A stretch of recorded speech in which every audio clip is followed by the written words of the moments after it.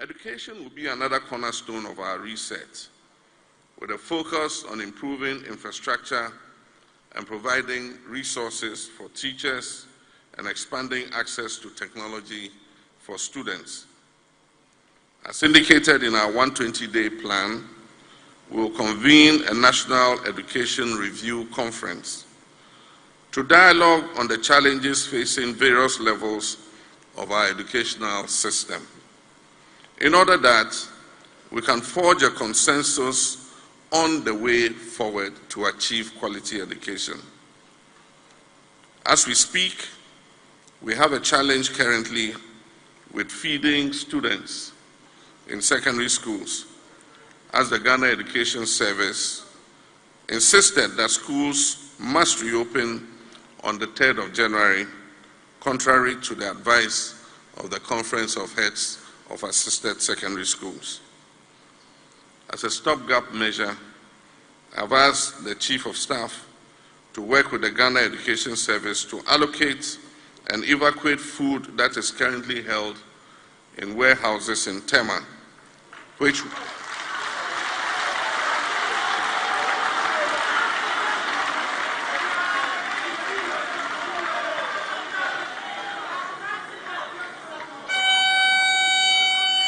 this food was imported by the outgone government in response to the drought that occurred last year. But in this emergency, we need to use some of that food to feed our students so that education can continue. All that we have needed, His hands have provided. What we need to do now is to step forward and behave like people of God. I believe such must have been the time that urged the psalmist and the hymnist to say, "Oh, magnify the Lord with me. With me exalt His name. When in distress to Him I called, and He to my rescue came." So much God has done for us. Sometimes it's because we want something that is not done our way. We even forget everything.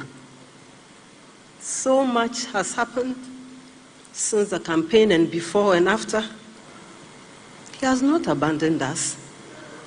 He's not about to let us flounder in the desert. And I want to thank the speakers who've come before us, the words of assurance. And after hearing such powerful speakers and singing Captain of Israel's host and guide, I don't want to speak for a long time. Mine is a message of thanksgiving. When we embarked on all of this, especially the 3 teams going on the campaign, my wish was, if it's your wish, God, please take us there and bring us back safely. The Lord did just that. So after all these blessings, yes, He set us on our path. We have no doubt that He will pave the way for us. And as I think Bishop Duncan Williams said, He paves the way for us for a purpose. And what is the purpose? The purpose is to allow His will to show in the way we do things that affect other people positively. God's love is for all of us. How can our love and generosity be for a few? We pray that He walks with us. And that brings me to a Methodist saying, "Oh, Master, let me walk with you." Once He walks with us, we will not flounder, we will not fail. I want to thank all of you for being here.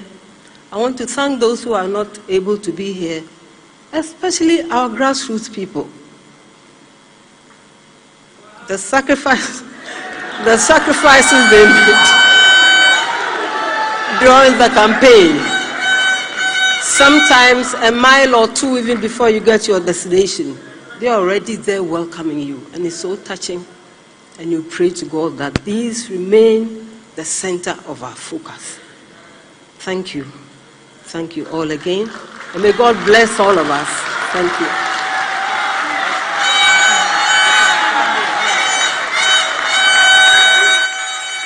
Thank you.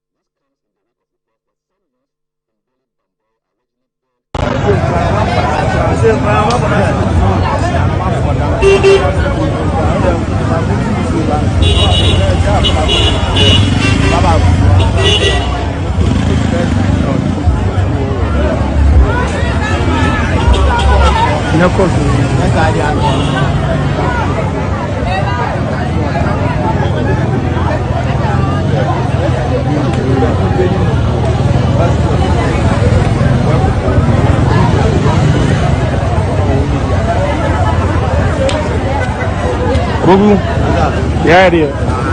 Coffee.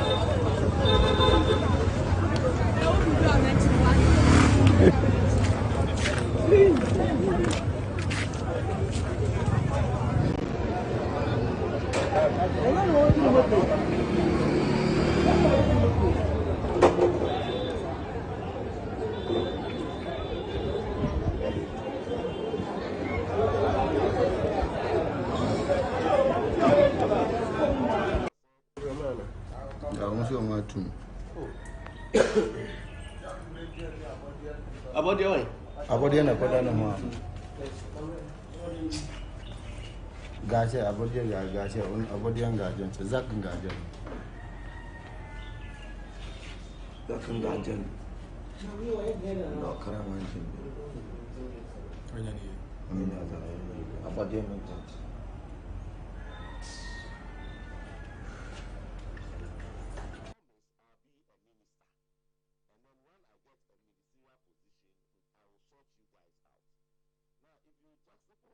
Yenim kroni ti company no. What you say? Yenim krono eti company no. There was so many ways you be with company nim.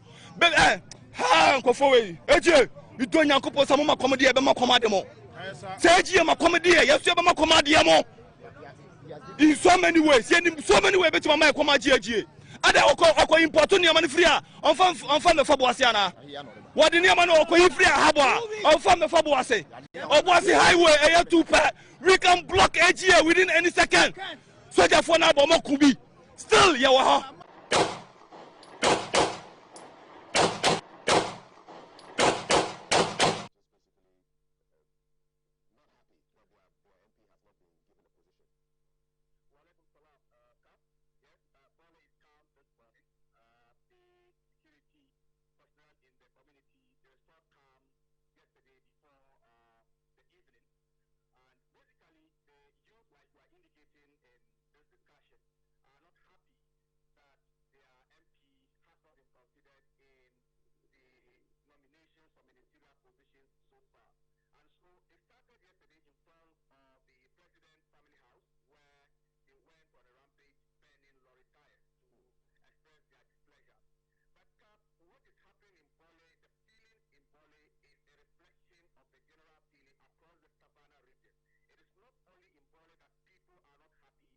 Yenim kroni ti company no. What you say? Yenim krono eti company no. There was so many ways you be with company nim. But ha nko for we. Eje, you don Yankopon samo ma komedi e be ma komade mo. Say eje ma komedi e yesu be ma komade mo. In so many ways, yenim so many ways be ma komade eje. ada oko import ni amani free on fa me fa boase ana what the name no oko free habo on fa me fa boase oboase highway eye two per we can block AGA within any second soldier for na bo makubi still you ha. I have bad news for you. Just today, the confirmation we are getting is that we have only 5 hours of fuel stock. If you look at heavy fuel oil and distillate fuel, we don't have up to 2 days. And so in 2 days' time, we are likely to run out of fuel. This administration has not ordered any fuel as we speak. And it takes on average 4 weeks for the fuel to arrive and 4 weeks for the fuel to be treated. And so we are in a very serious situation. At the transition, we brought this up. The outgoing administration assured us that it had procured some parcels of fuel. Today, right after President Mahama assumed office, and I served on the transition, my checks indicate that we do not have fuel that can cater for even 2 days. So clearly we have a major problem. And this is an incoming administration. Even if you order the fuel, like I'm telling you, it will take about 8 weeks.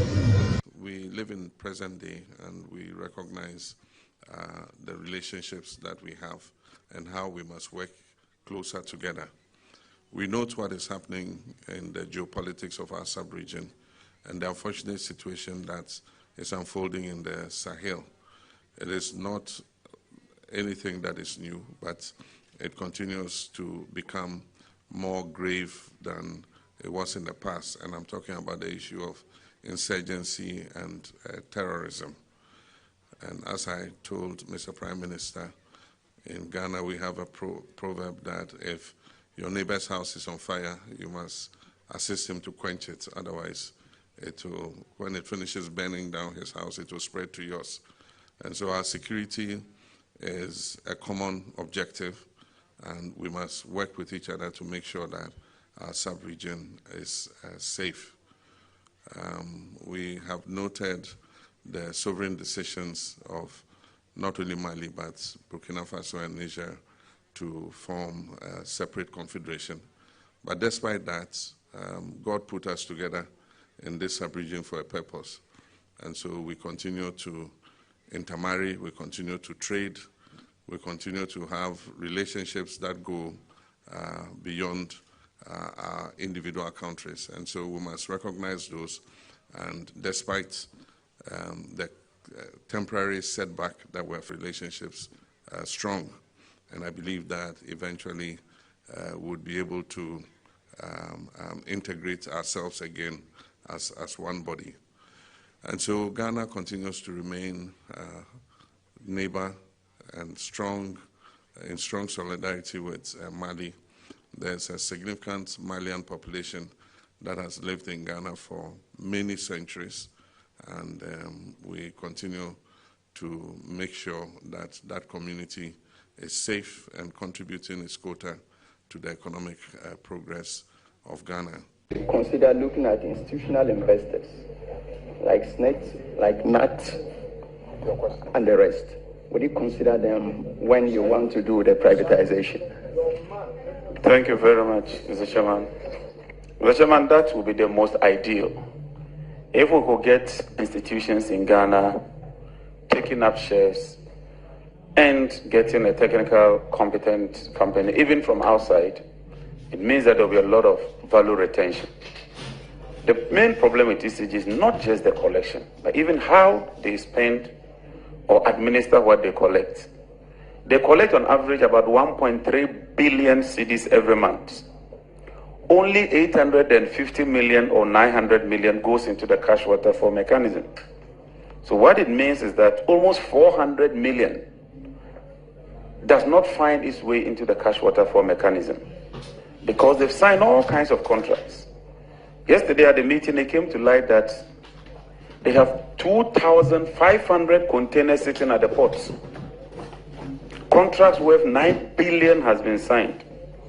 And because the containers are sitting at the ports, demurrage alone is 1.2 billion.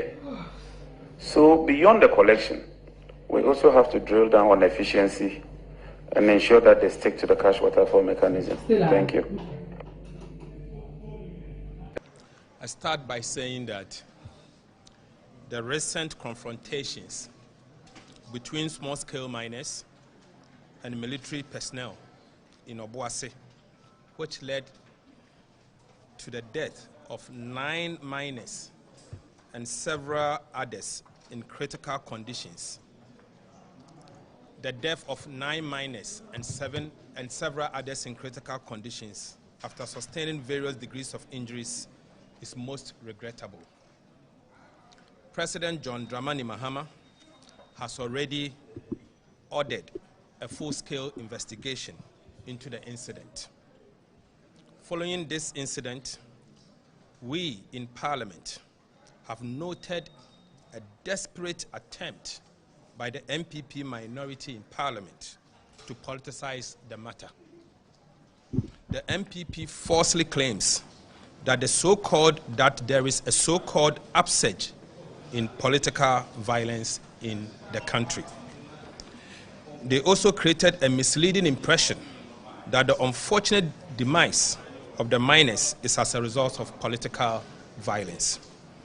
The NDC Majority Caucus in Parliament condemns the desperate attempt by the MPP Minority Caucus to politicize the unfortunate development in Obuasi.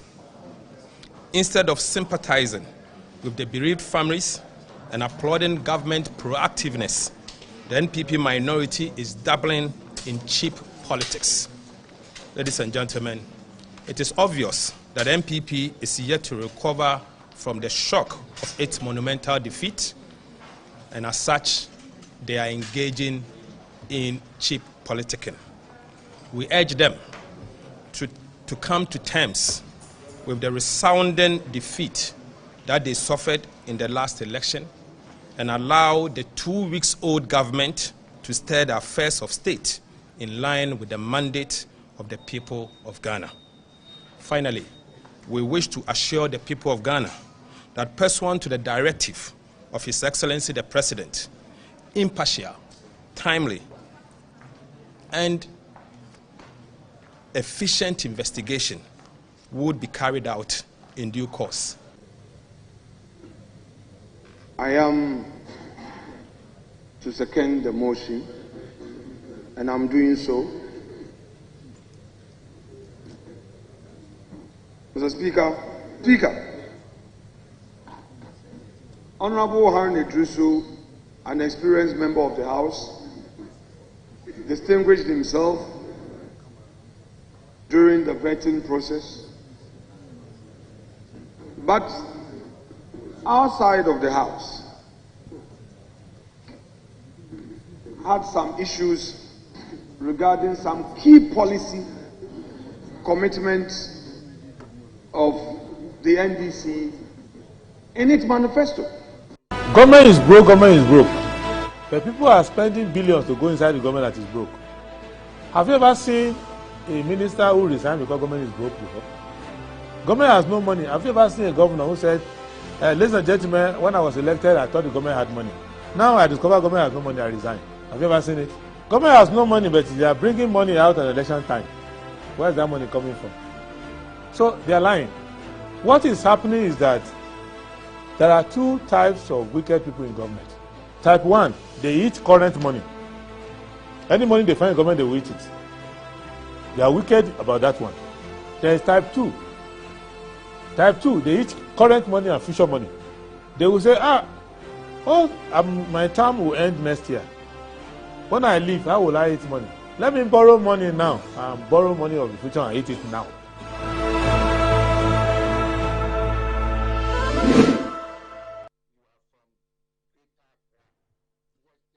All right, good morning, and let me welcome you to Good Morning Ghana on Metro Television. My name is Awudu Moro. It's always a pleasure having you here. I know you tune into the show for a number of reasons. One, because of the intellectual rigor that's associated with the kind of discussions that we have here. It's also because it's dispassionate. It's Ghana first before any other person, any other political party. Of course, it's marinated with a lot of substance because my guest are people who know their audience. They know exactly what they're talking about. And so we're always happy to know that you tune in every morning to Good Morning Ghana because of these reasons. And also we fact check. That's very important. So straight away, we're going to go and look at the headlines making the rounds in the newspapers, in the various newspapers. I'll start with the Daily Graphic newspaper. And the Daily Graphic newspaper this morning has the picture of the number of ministers who have just been, some of who have been nominated, and also some who have actually been confirmed by Parliament. So it's 17 more ministers nominated. Cabinet Secretary, 9 presidential staffers also named. There's cash flow woes cripple SHS food supply. And there's attaining food sufficiency. Government to introduce 2 agric programs. Minister designates. The Ghanaian Times. We will generate massive revenue from property rates. Local government minister designates.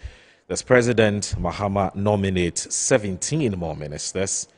And it comes to the picture of Sam George and Samuel Ekudzeto Ablakwa. There's 10 appointees to president office named. You also have the new crusading guide. It says, Kwewu Abene King Makers fight over 3 million cedi sale of land. And also there's, as President Mahama brings more on board, Bole residents rumble over absence of their MP in latest ministerial list. The Safeguarding Ghana's Democracy. IDEC, CFI condemns post-election violence, advocates sustainable peace. There's a Cassius versus Rep of Ghana. Ghana arbitrator knocked off over issues of conflict of interest. And this matter came up at the vetting. I recall Dr. Dominic Ayeni was asked and he had to respond to this matter. There's Magdan Aviation resumes FB operations with top quality private jet services. The Insight newspaper. Mahama undertakes appointments galore in a bid to meet government formation deadline pledge. Sammy Gyamfi pledges transparency, equitable distribution of Ghana's mineral wealth in first day at office as PMMC boss. SMG condemns the loss of lives in military-civilian clash at Obuasi.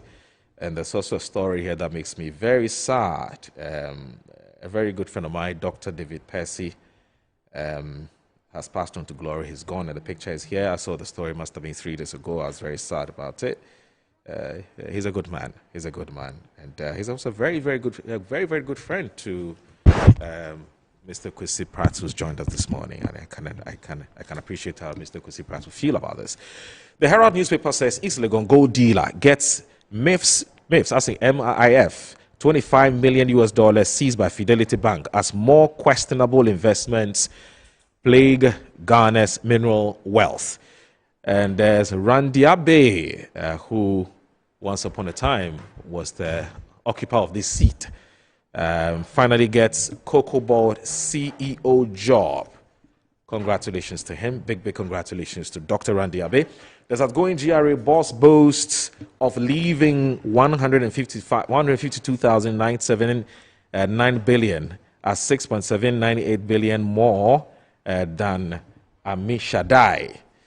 Whole NDC office bent over Mahama's appointment. Does Ghana beat 89 countries in mobile money regulatory framework? The Daily Statesman, Sek Tekwe appointed presidential advisor on economy. There's also Mahama's hometown in flames over ministerial snub of MP. Oh, Ghana. Anyway, there's Randy Abe heads Cocoa Board. There's Karen Babasam details domestic violence ordeal. There's a coalition demand state of emergency on Galamsey. The Ghanaian publisher, Bole NDC thugs on rampage over ministerial snub.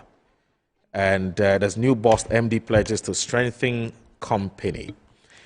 There's also learn from Jinapo's Afenyo marking to politicians. Zoom Lion YEA staff returns 20,000 Ghana cedis to owner in Tamale. The Accra Times. Agboja weeps over road sector debt as Akufo-Addo and Makwata leave 100 billion cedis debt. There's MPP minority accuses Totobi Kwachegbe of Lolate over vandalization on state properties and threatening to withdraw from their parliamentary duties. If, there's a big if there. No stress on fees. Haruna Idrisu has been talking. Speaker Bagbin appeals to continental leaders. Let's work in solidarity and cooperation to combat threats of terrorism in Africa. Ahmed Ibrahim to sanitize MP-DCE relationship. The custodian.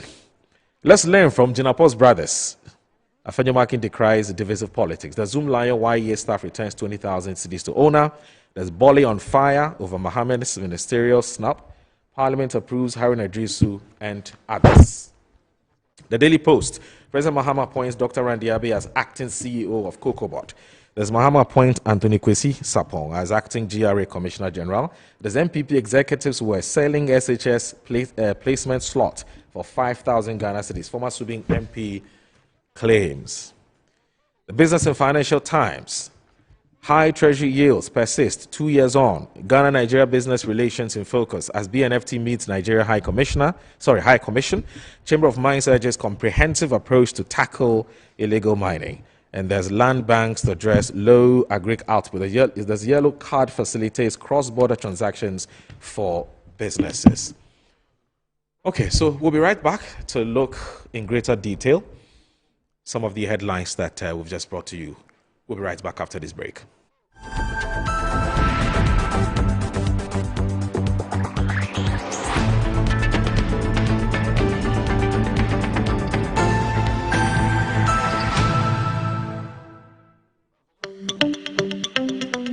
Good business means seeing the possibilities and maximizing opportunities. Making sure you have a responsive support system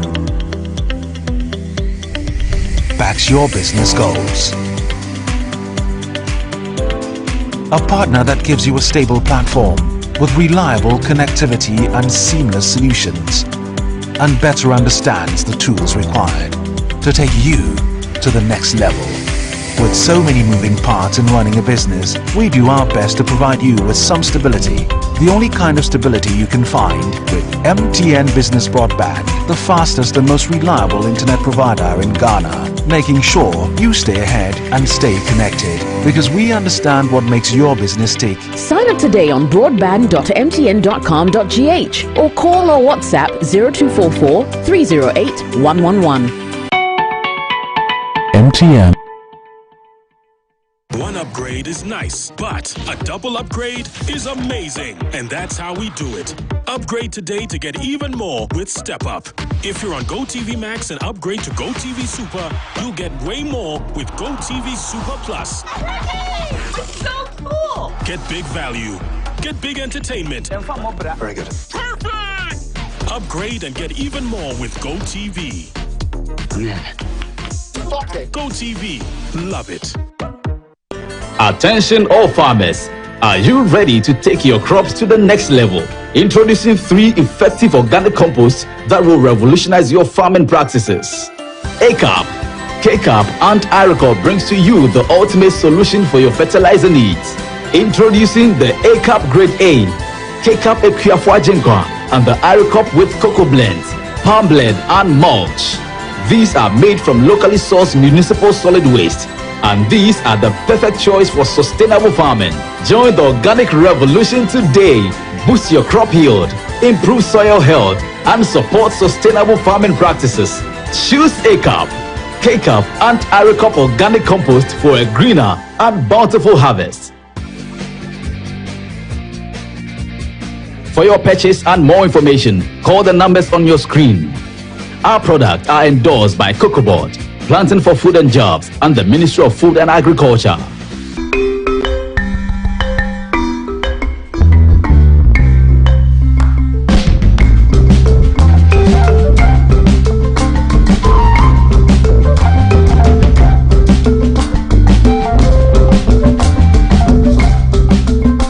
Welcome to the Alisa branch, your special Sunday treat.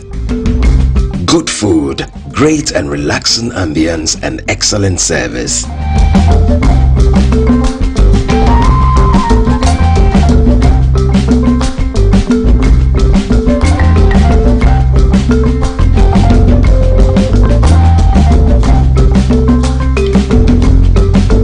Come to your second home every Sunday, the Alisa Sunday Brunch.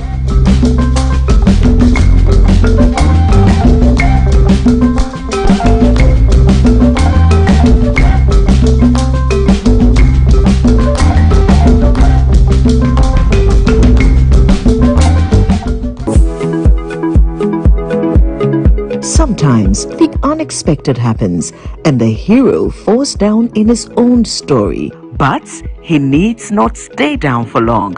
Cosmopolitan Health Insurance is your trusted health partner. Whether an individual building a business, with Cosmopolitan Health Insurance, your medical care is our concern. For the best health insurance solutions for corporate institutions, groups and associations, families and individuals, choose Cosmopolitan Health Insurance from our over 700 accredited health service providers nationwide. Call us on 0302 540 668 or 0501 678 547 for all your health insurance solutions. Cosmopolitan Health Insurance, your medical care is our concern. Look around. Home also need a makeover. Mine clearly does. So we went to Ashroom and found the Como collection. It had everything we're looking for and more. Matching furniture for the entire home, designed with you in mind. Where's Como collection?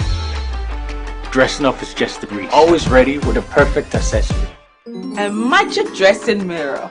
One look and you're ready to face the world. Or at least the kids. A bed perfect for young men who want a table that turns into a treasure chest. And finally, a sofa with this grand TV unit for family time at home. Head over to any Ashphone store now and discover the new Como collection. Ashphone, feel it, know it.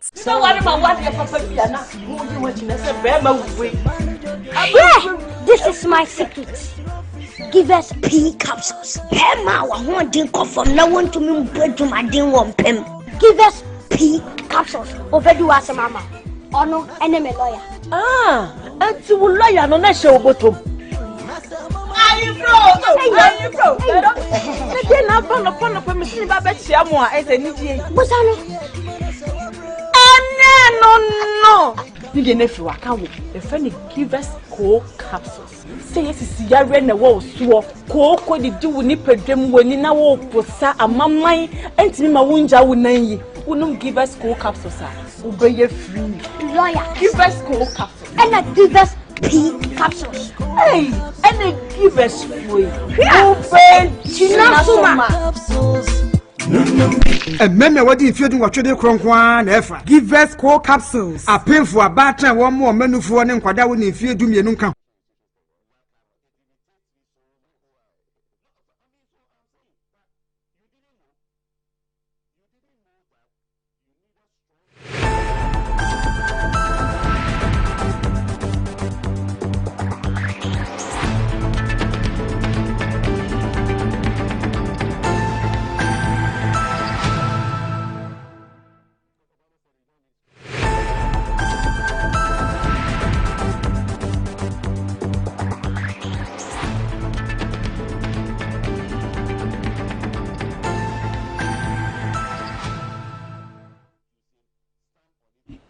All right, welcome back. This is Good Morning Ghana on Metro Television. Once again, thank you very much for staying with us. Now we'll start with our newspaper review, and there are quite a number of big stories making the rounds, actually. But let me quickly introduce, or let me let you in on our guest for this morning. Mr. Kwesi Pratt Jr.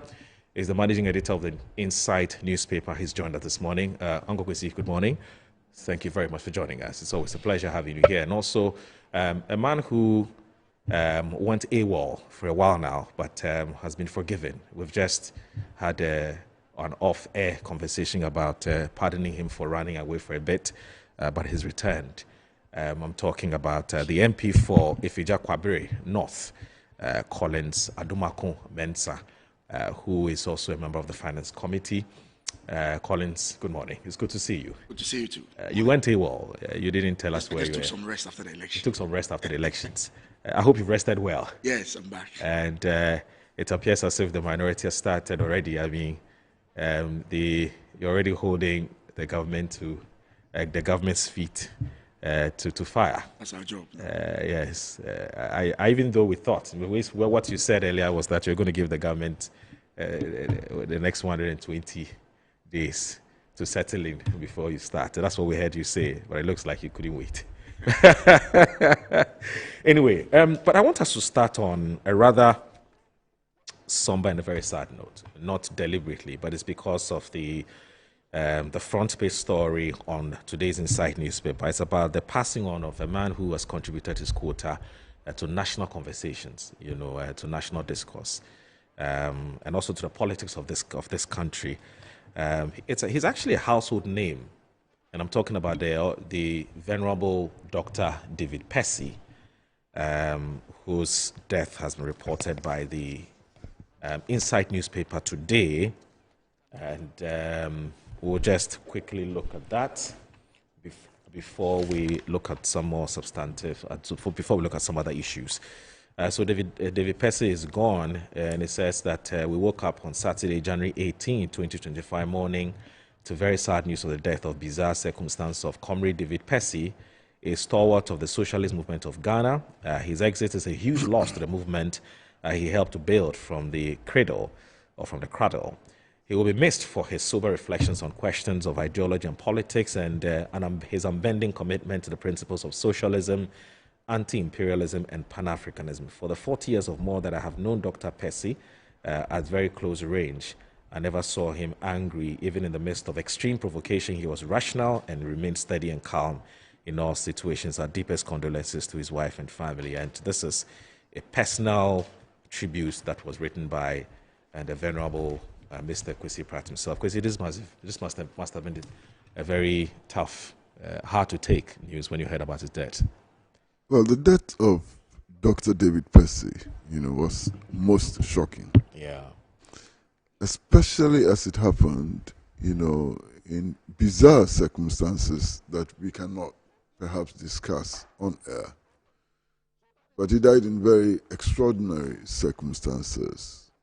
And it came to all of us as a huge blow. I've had the privilege of knowing Dr. Percy for well over 40 years, maybe 50 years. And throughout the period that I've known him, he has been a passionate advocate of socialism and Pan-Africanism and has participated actively in all the anti-imperialist manifestations that we've had in this country, over the last 30 years or more. A lot of people will remember him as a key figure in the formation and operations of the National Reform Party. Okay. He was also very, very closely associated with different manifestations, in our political history and so on. At the time he died, he was a leading member of the socialist movement of Ghana. And in the socialist movement of Ghana, he played different roles as an educator, participating in the various training programs for cadres and so on, and largely as a thinker. He himself had always described himself as a student of politics and history, and he was indeed an accomplished student of politics and history. He dealt with the most complicated ideological and political questions with calm and so on. I mean, I am still struggling to remember any time within the last 40 years that I saw Dr. Percy in a bad mood. Yeah. He's never been in a bad mood for the 40 years that I've known him. I've never seen him angry or raise his voice. I mean, even when he's launching one of his fiercest, criticism of the establishment and of personalities, he remained extremely, calm. I do hope that the security services would investigate the circumstances of his death and put everybody at rest. I think that his death deserves to be investigated properly. And then, he could have died of natural, could have died out of natural causes. Yeah. Because he hadn't been very, very well. But still, his death does raise serious questions. Yeah. The time he died, how his body was discovered and so on, raises lots and lots of questions. And I'm hoping that it will be investigated. At this stage, we can only wish his wife and family, well, and extend our condolences to them. The Socialist Movement of Ghana, the Nkrumah's fraternity, indeed all of us have lost a very, very huge, figure in academia and within the intellectual community. One of the things that I remember him for was one day when on radio, we were both panelists on the program Alaji, yes.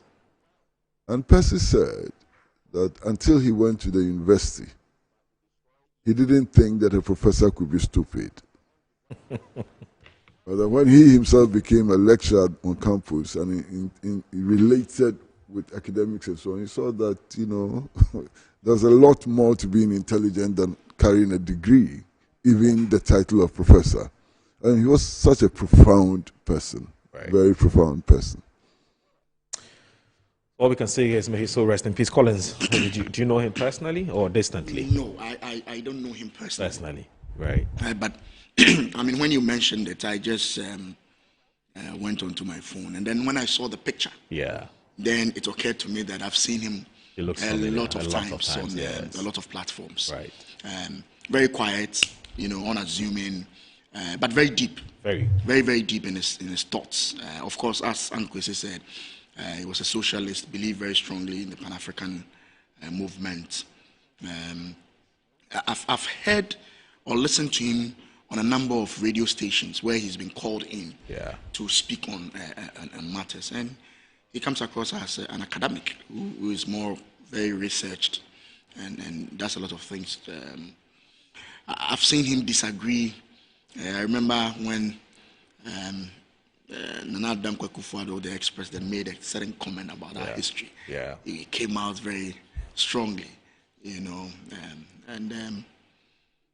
what can we say? He so rest in peace. I don't know the circumstances that led to his death, but as Ankwesi said, we hope that the authorities will look into it. Yes, if you look at him, even his picture, it tells you that yes, he's of age, was not feeling too well. So if he died a natural cause, that wouldn't be a problem. But I don't have much information about that. But I hope that if anything untoward happened, the investigators should do their job. Condolences to him, to the family, and to the socialist movement. Family is left behind. Yes. Uncle, so do you have any idea what his age was? How old he was? Oh, Percy must have been in his late 60s? No, early 70s. Oh, early 70s? I would put him at early 70s. Okay. Okay. These are like your contemporaries then? Yeah. I mean, he was one of the people who went through the school system very fast, and obtained his first degree at a very early age. Yeah. And then went on to do his PhD in Agric. He was actually a lecturer at the Agric department of the University of Ghana. I see. That's a very obvious feature when it comes to his lifestyle. I've never seen the Dr. David Percy drive. Now, he used to drive. I've never seen him drive. But he came into hard times. Okay. Came into hard times, getting to the end of his life. Right. And the car was purely Luxury. a luxury, for him.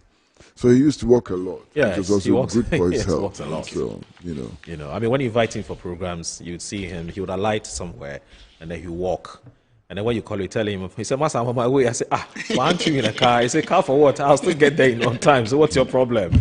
You know, solid guy. I mean, he was a great guy. And we can only, as you said, extend our heartfelt commiserations and condolences to his family and everybody else who knows him and perhaps dependent on him. May he find rest with the Lord. Anyway, so it's still appointment galore.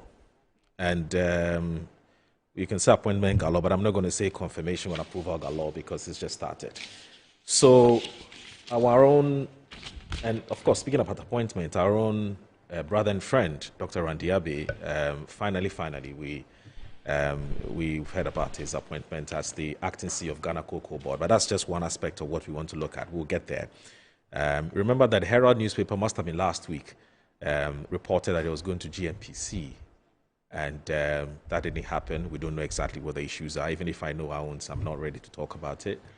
But he's now been appointed as acting CEO of Ghana Cocoa Board. But before we talk about that, because I'm sure that he's being very good friends with Collins, and also Uncle Kwesi Pratt being a very good friend and an uncle, I'm sure you would have a few words to say, words of encouragement and so on. But let's situate that more within the context of the number of appointments that have been made and some of the approvals that have been made. So if you look at the daily graphic, 17 more ministers nominated, cabinet secretary, 9 presidential staffers also named.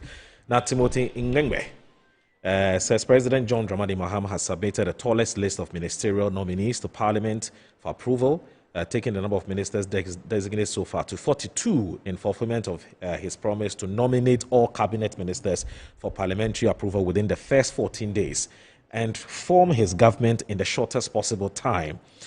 The president also appointed a secretary to cabinet and 9 presidential staffers to bolster governance and enhance operational efficiency.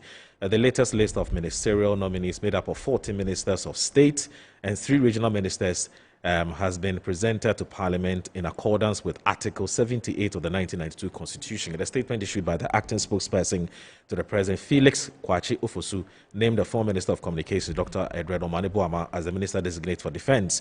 The Member of Parliament for Ningo Pram in the Greater Accra region, and it continues on page 3.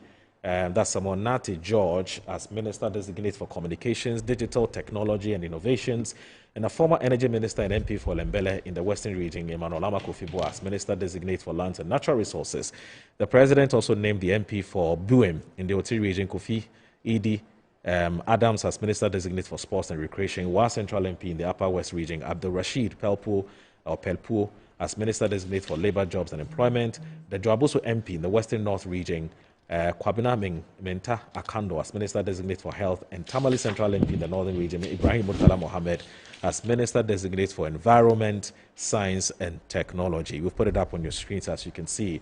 Now, also making the list of ministerial nominees are the MP for Saboba in the Northern region, Joseph Bukari Nikwe as Minister Designate for Transport, Asawasi MP in the Ashanti region, Muntaka Mohammed Mubarak as Minister Designate for Interior, North Tongue MP in the Volta region, Samuel Kujeto Ablakwa as Minister Designate for Foreign Affairs, and the former Deputy Minister of Defense, J. Kenneth Gilbert, as Minister Designate for Works, Housing and Water Resources. The others on the list of Ministers of State designate as MP for Nkranza South and the Bono East region, Emmanuel Kwejo Ejekumo, for Special Initiatives, MP for Ebura Asebu Kwaman Kese in the Central region, Felix Ofosu Kwakye is Government Communications. Now, government communications. So, Minister of State in charge of government communication. We'll have a conversation about that. An MP for Nalerugu Gambaga in the Northeast region, Isifu Sedu for climate change and sustainability. And for the regional ministers, the nominees are, it goes on and on and on and on. Of course, in a related development, President Mahama made appointments to the office of the president. The list of appointees to the office of the president, which was announced in the early hours of yesterday, had persons from diverse backgrounds and expertise ranging from law, economy, and security to governance. So Mr. Kwakye Fosu in that statement named the president appointees as former Deputy Minister of Transport, Joyce Bar Mokhtari, as the presidential advisor and special aide to the president. The lawyer is expected to play a critical role in providing strategic counsel and direct support to the president. A former presidential staffer under the previous NDC government, 2012 to 2016, Stanislav Dogbe, has also been named as the deputy chief of staff operations, while a former Minister for Children, Gender and Social Protection and lawyer Nana Oyebampoado will serve as Deputy Chief of Staff in charge of administration. Also, a former Minister of Finance, Seth Tekwe, has been appointed Presidential Advisor on the economy and is expected to be an anchor person on the economy by providing sound economic management in the government's priorities. A demographer and former Pro-Vice Chancellor for Research, Innovation and Development at the University of Ghana, Professor Francis Dodu, has been named Presidential Advisor for the National Anti-Corruption Program as part of the commitment to tackle corruption. And there are other key personalities who have also been appointed by the President: a former National Security Coordinator, Larry Gwevelu Latte, Special Envoy to the Alliance of Sahelian States, a position reflecting Ghana's commitment to regional collaboration and stability. Other personalities at the Office of the President: Communications Specialist Nanaya Jantua, Lawyer Beatrice Annan Few, who have been appointed Presidential Staffers. Shamima Muslim will take up the role of Deputy Presidential Spokespersons, while Ghana's former Education Minister and High Commissioner to the United Kingdom, Professor Kweku Danso-Boafo, takes up the position of Secretary to the Cabinet. So these are the appointments that have come through so far, and there have been some other approvals as well. I'm sure that during the conversation we'll look at some of the ministers who have been approved so that they can, and I've actually been told that they've been sworn in to start work. So, Ongwezi, your general thoughts and impressions about the nominations that have come through so far. Well, I think the first thing is to recognize that the new president, has kept one of his promises. And that promise was that within 14 days of his being sworn in, his cabinet would be ready. He would have nominated his cabinet for for parliamentary approval. And that promise has been kept.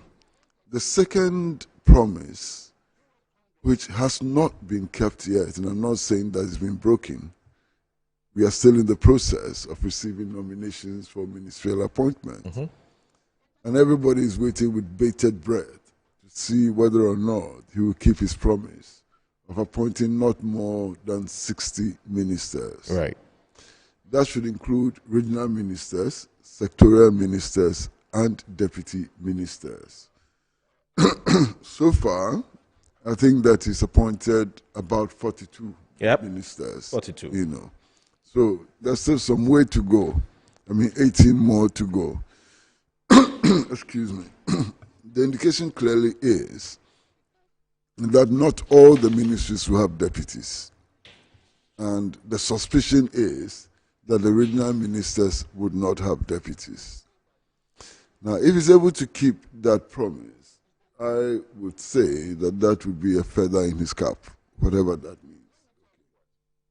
If he's unable to keep that promise, it will raise very, very serious questions about his commitment to the manifesto that he used for the elections and so on. But already, we are seeing across the country protests, protests from his own constituency.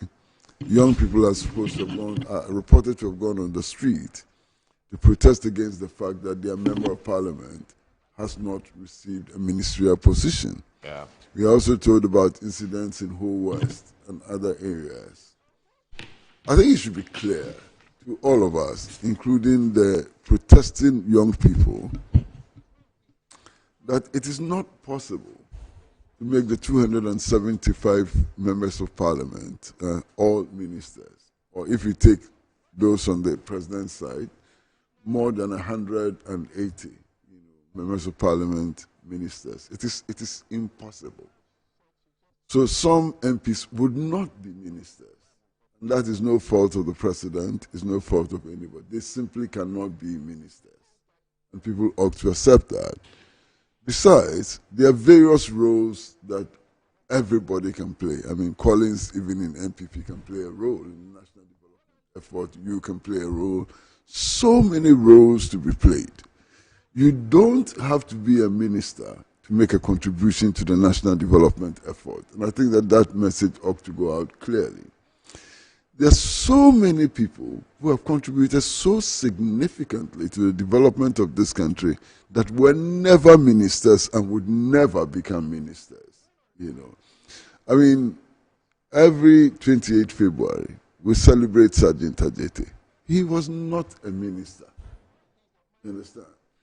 We celebrate Tete Kwashi. He was not a minister. There's so many people that we celebrate, who are not ministers, who would never become ministers. And there's a lot of room for every Ghanaian, no matter where they are, to contribute to the national development effort. And I think that we should understand this very clearly. The other thing that actually troubles me is this position that ministers, when a minister is appointed, is a community or a certain group which is appointed to that ministerial position. It's not true.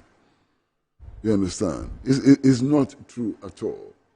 And I've said repeatedly, in spite of the provisions in the National Constitution, that I don't care if tomorrow morning all the ministers of Ghana come from the Ashanti region. I don't care.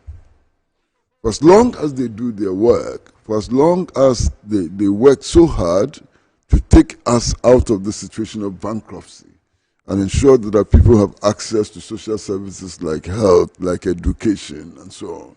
For as long as, the values of equity and so on are upheld, I have no problem about the ethnic origins of ministers. I have no problem about, those things. I've always insisted that we should begin to show signs that we want to include women in the management of national affairs. It's symbolic, symbolic in some sense. But beyond the symbolism is also the fact that the denial of women's participation in the national development effort means that more than 50% of the population will be excluded from that process. Right. So it is not just symbolic, it is also an absolute necessity. So the National Democratic Congress put up a woman as the vice presidential candidate. I think it is commendable, she's capable, and so on. But I want to see that also expressed at all the different levels. And there are so many women in Ghana who can be ministers, who can be chief executives, and so on. They are qualified. You're not doing them a favor, they are qualified.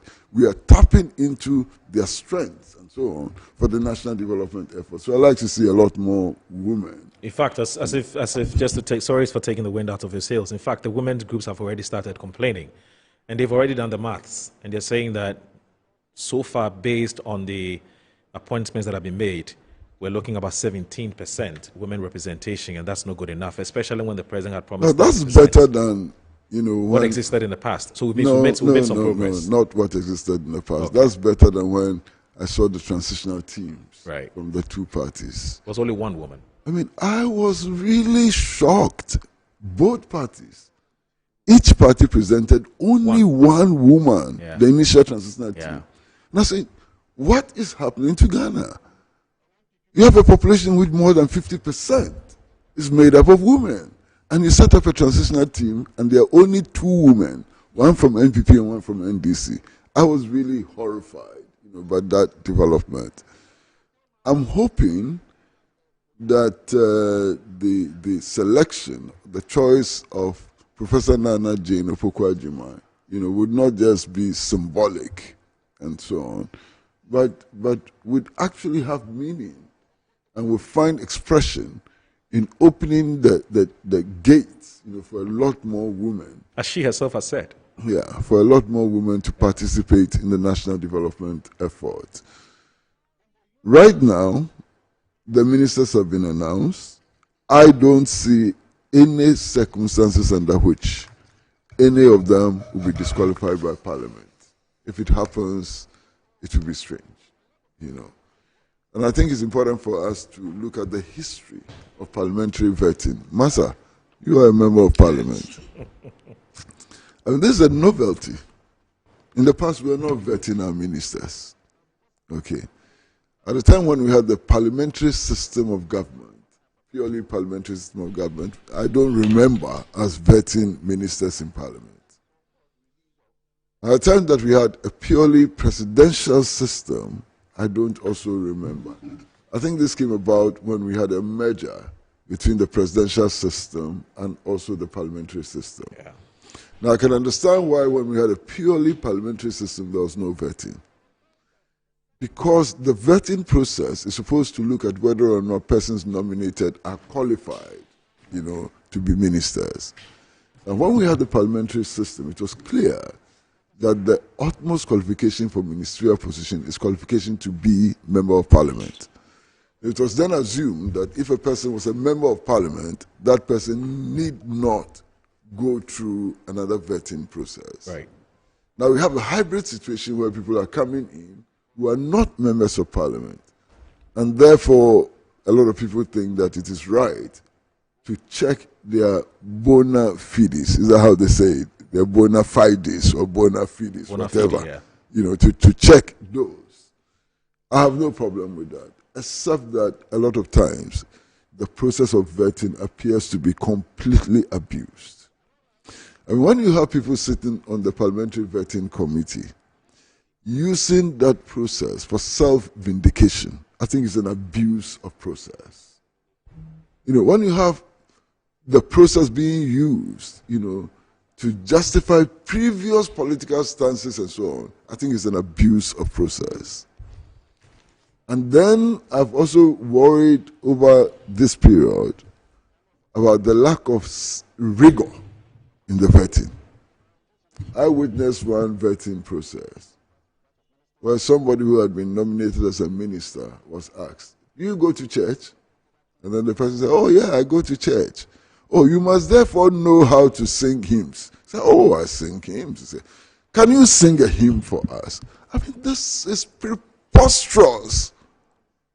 And this is happening in the view of all of us. Is that how to vet ministers? They come and sing Methodist hymns and you approve them. Are you vetting them as choir masters or what? I mean, absolutely strange. And yesterday, was it yesterday? I think yesterday, something similar happened. You know that the what do you call it? Your orders, your regulations, standing orders and so on, prescribes the language that ought to be used in Parliament. Yes. So that language ought to be used in the sittings of all parliamentary committees. Unfortunately, I saw the minority leader use language which is not prescribed. And his excuse was that, "Oh, we've seen in your CV that you speak a number of languages, and we are testing your proficiency in those languages." Where did that come from? Is that why we set up the vetting committee? Has that become the new Ghana Institute of Languages? Yeah. What is this? So look, the vetting committee should stick to its mandate. And its mandate is just to find out whether persons nominated by the president are qualified to be ministers. And perhaps also look at their ability, intellectual and so on, to execute the functions which are assigned to them as ministers, and stop the comedy. I think the comedy sometimes is too much. The comedy is too much. And unnecessary misuse of the platform to draw attention to some people and so on, it's sickening. I'm told that one person lasted 6 hours in the vetting. How? What would justify that? 6 hours. That's interesting. Collins, I'm sure that Mr. Kwesi Pratt's concerns are concerns that I'm sure you've heard in some other quarters as well. I mean, the casual nature of the vetting process, it looked too friendly. It wasn't as thorough as one would have expected. And also, at some point, it was beginning to look more like you scratch my back, I scratch your back-ish kind of thing. It's too friendly. And that these are people who are being paid with the taxpayers' money to go and do a specific job for us. We want to be convinced that the person these are people who are going to be running our lives, somewhat. And so we have to be sure about whether they are really the right materials or they are actually cut out for that job. You know, and so when you're sitting with people and you're asking about whether they can sing hymns and, you know, asking them about whether they can speak certain kind of languages and so on, it doesn't make us feel as though you will smell the coffee, you know the times in which we're in. We're in some very, very, very deep, you know, economic, you know, circumstances. And so we ought to be able to, we ought to be able to know the mood of the people and take the work we're doing as parliamentarians, or take the work that you're doing as parliamentarians much more seriously. I don't know what you think about this, but first of all, I don't know what your general thoughts about the people who have been appointed so far. I'm sure most of them are your friends and so on. Well, of course, most of them, especially the parliamentarians, are very good friends of mine. Right. And because of the kind of job we do as communicators, even some of them who are not members of parliament, I've had the opportunity of meeting them on various platforms. And so we've formed some kind of acquaintance. Right. And so I was excited when I saw some of the names. One gentleman that really caught my attention was Joseph Bukari Nikbe. Right. I've served on the finance committee with him. Comes across as very calm, even during committee meetings. You could see that he had a background in transport. And so anytime there are issues related to transport when it comes to finance committee, he comes across as someone who very resourceful in that area. So I was not surprised when the president nominated him. And yesterday, you could see that even members from our side, when we adjourned sitting, approached members from the other side, hugging them and congratulating them. Senior, in Parliament, we are friends. I mean, most of the things we do in Parliament, 70% are by consensus. Very few of the issues we have disagreements. And so we should be happy for your colleague that he has been given another opportunity to serve his country. Of course, I knew His Excellency was going to have major challenges. I mean, 183 members of Parliament. He had promised to do 60. The Constitution says you can only take 50% or more from Parliament. So, give and take, at least he has to take about 30. If his 60 is his threshold, at least you have to take 30 ministers from Parliament. Yeah. Here you are, you have 180, 84, 83. If you add the dependent four, absolutely. That takes about 180. So obviously, I knew a lot more people are going to be disappointed. Yeah. Now, the parliamentary system is such that normally ranking members are seen as de facto ministers in opposition. And so you can see Suhini, who has been a ranking member on lands and natural resources for the past 4 to 8 years. You could see others in that position, hoping that they will assume the ministerial position when their government comes to power. Right. So obviously, anybody who finds his name or does not find his name in the list will be a little bit disappointed. So I'm not surprised that Bole Bamboy is boiling because their member of parliament has been a vociferous voice when it comes to trade. He's been serving on the trade committee for quite some time now. So I'm not surprised that the people of Bole are up in arms. If you go to Ho, Mr. Bejira, very calm, very respected person in the house. A lot more people thought that he was going to get a ministerial appointment. So I'm not surprised that his people are up in arms. But as I said, I knew His Excellency was going to have some challenges when it comes to making an appointment. Now, I've seen some quite interesting appointments. I've seen a Minister of State in charge of special initiatives. Yep. Maybe going for it, they will explain to us what special initiatives really means. Okay. Because I recall very vividly when His Excellency Nana Dankwa Akufo-Addo, the ex-president, appointed Hawa Kumsin as a Minister of State in charge of special programs. We had a huge backlash from our colleagues from the NDC. In fact, there's a video where the then minority leader Haruna was on the floor of Parliament arguing forcefully that ministry was a totally useless ministry. It did not need anybody to be in charge of that because he felt that those special initiatives could be under specific ministries. Today, here we are. We have a Minister of State. Except that the comparison you're making is based on this assumption that both I mean, their job descriptions will be the same. I'm saying that the point, what we have here from the president is that a minister of state in charge of special initiatives. Yes. I'm saying that when Akufo-Addo did say, we had a backlash. Okay. So we are hoping, probably maybe they'll tell us what that means. Now we have another minister of state, climate change and sustainability. Okay. But we also have a minister for environment, science and technology. Because I know that one of the functions of that ministry. And for natural resources. Yes. Right. So it could have been merged. So I'm trying to understand why you need a specific minister of state just for climate change when there's a minister for environment, science and technology and there's another minister for natural resources. So as I said, as time goes on, probably we will get more explanations as to the specific functions of these ministers of state. But it's early days yet.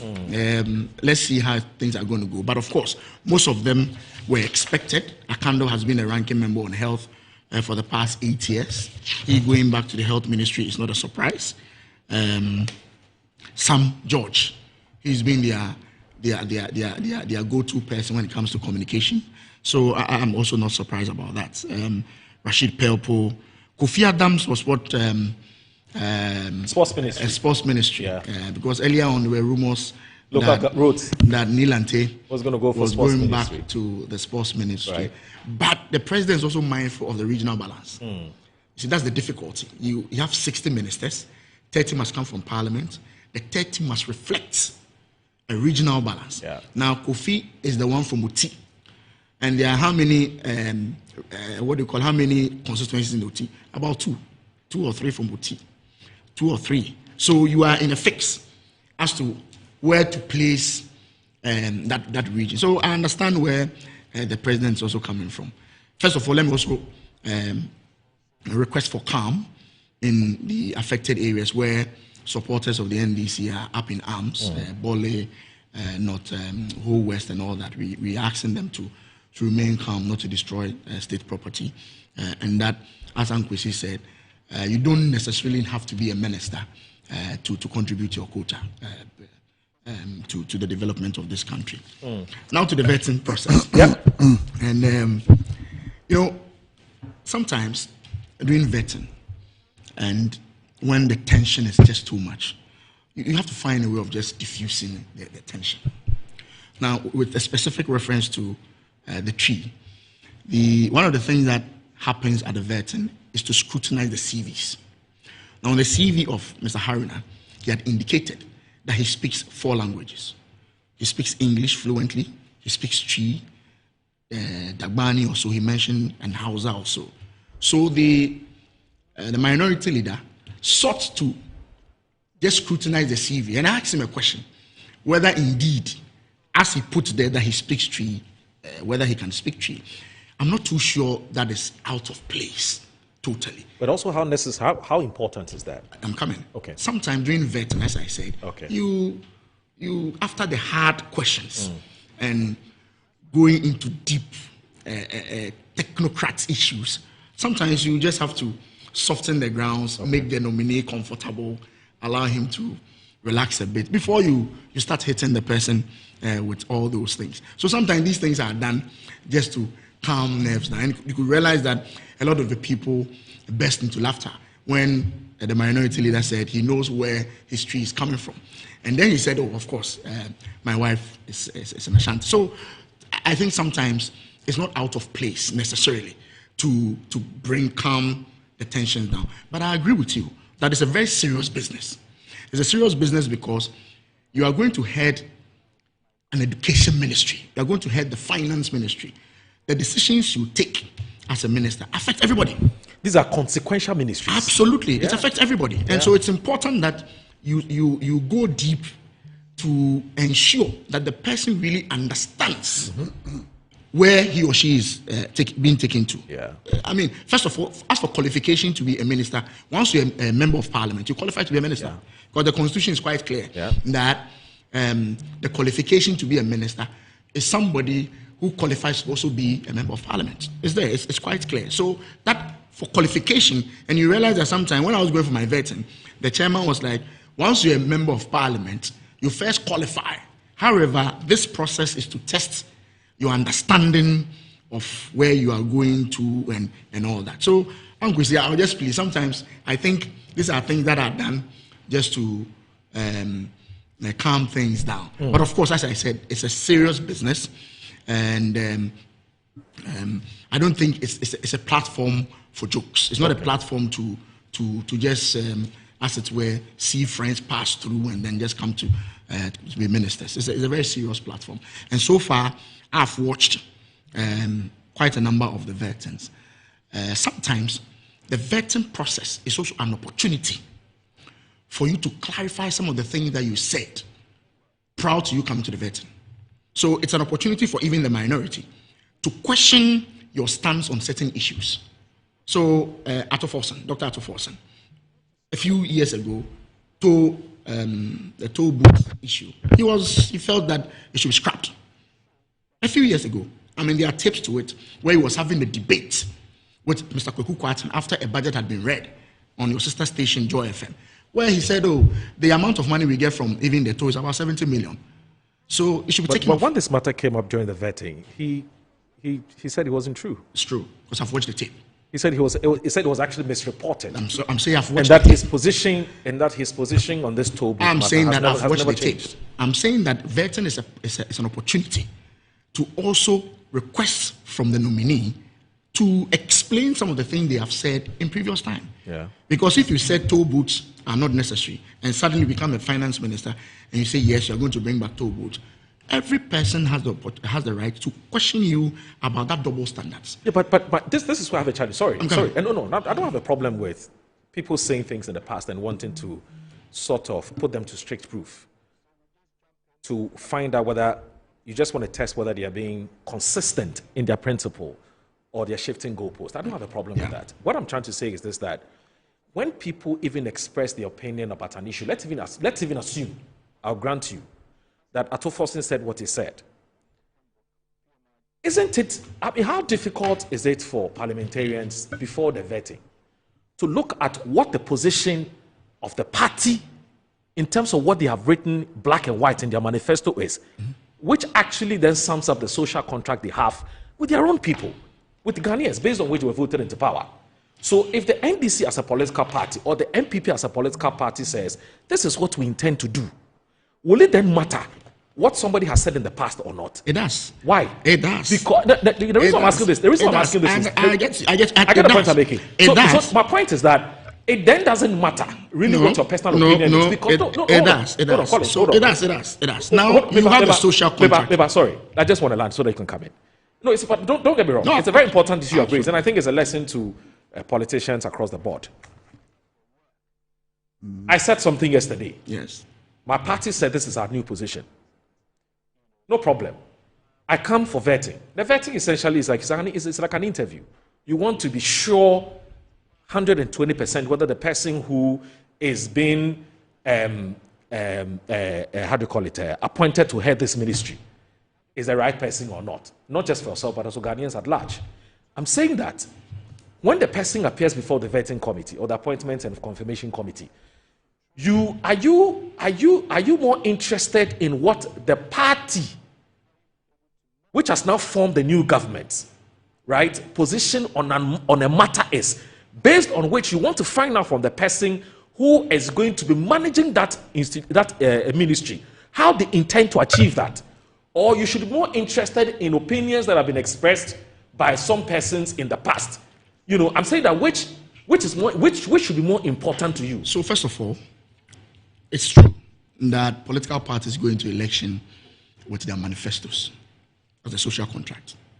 It is also important that the person who is being sent to a ministry to help implement that contract is in tune with that contract.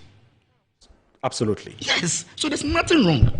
If you come for a vetting and your manifesto says, I'm coming, and your manifesto says A, and the person you are taking there to implement that manifesto that says A, in previous life has said it is B, it is important that at the vetting, you question the person's motive. Fine. Whether indeed what he said to be B Now he has changed his opposition. Yeah, but there's nothing wrong with that. But does not matter. It matters. Why? It does. So okay, you're saying. So let me give you a typical example. Then it gives us So it gives us the comfort. Okay. That indeed the person you are sending there to implement that social contract is in tune with that social contract. Okay. So let me give you a typical example. Yes.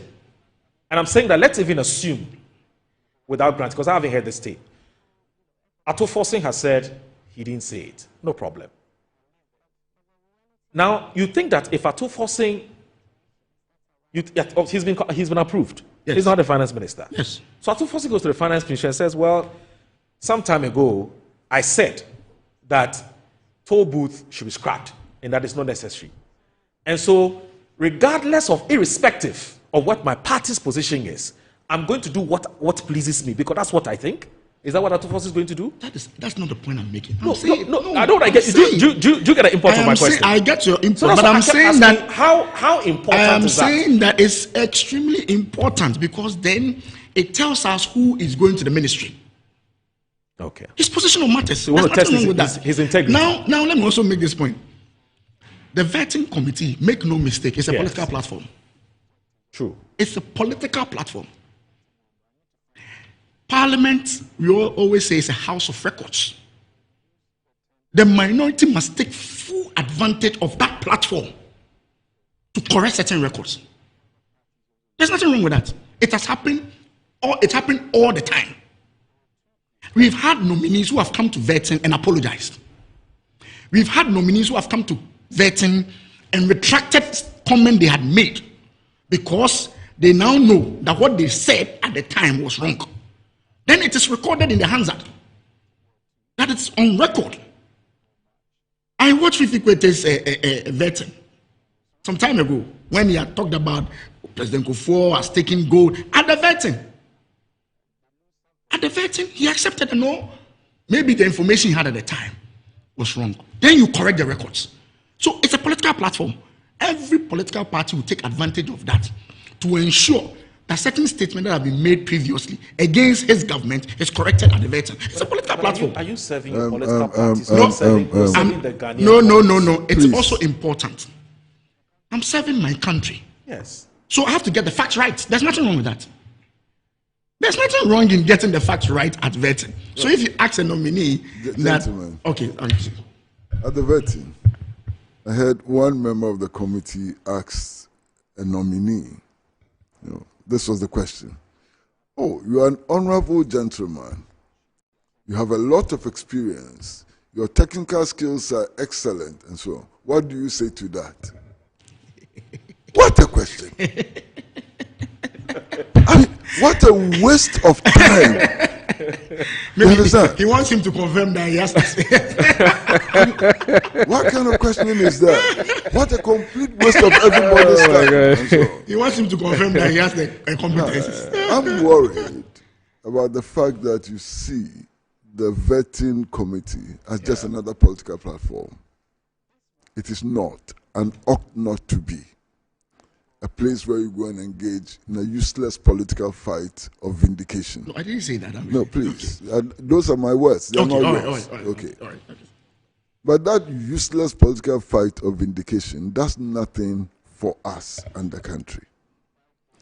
If an MP or a nominee has said something in the past which was not true, there are several ways and platforms for contesting that.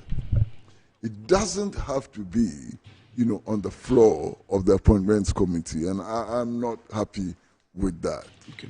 I'm not happy with the situation where we see it as just another political platform for struggles and so on between the different factions that we have, in Parliament. I'm worried about something which I think is deeper. And my brother, please listen. All right. Along with these ministerial nominations has also come appointments to the presidency. Okay. And my worry is this. I hope that my worry does not come true. Okay. My worry is this. That yes, we can agree that we are reducing the number of ministers. Okay? Reduce the number of people called ministers or who wear the title of ministers but offload them to the presidency, the rest to the presidency, under different titles, and then the government is still bloated. So I'm keenly interested, whilst watching the nominations for ministers, to also be looking at persons being appointed to the Flagstaff House. Okay. So at the end of the day, I think it's important for us to look at the numbers that are being appointed to the Flagstaff House and to see whether there's a reduction of what it used to be under President Akufo-Addo and so on, to do a study of the Flagstaff House, who is going there.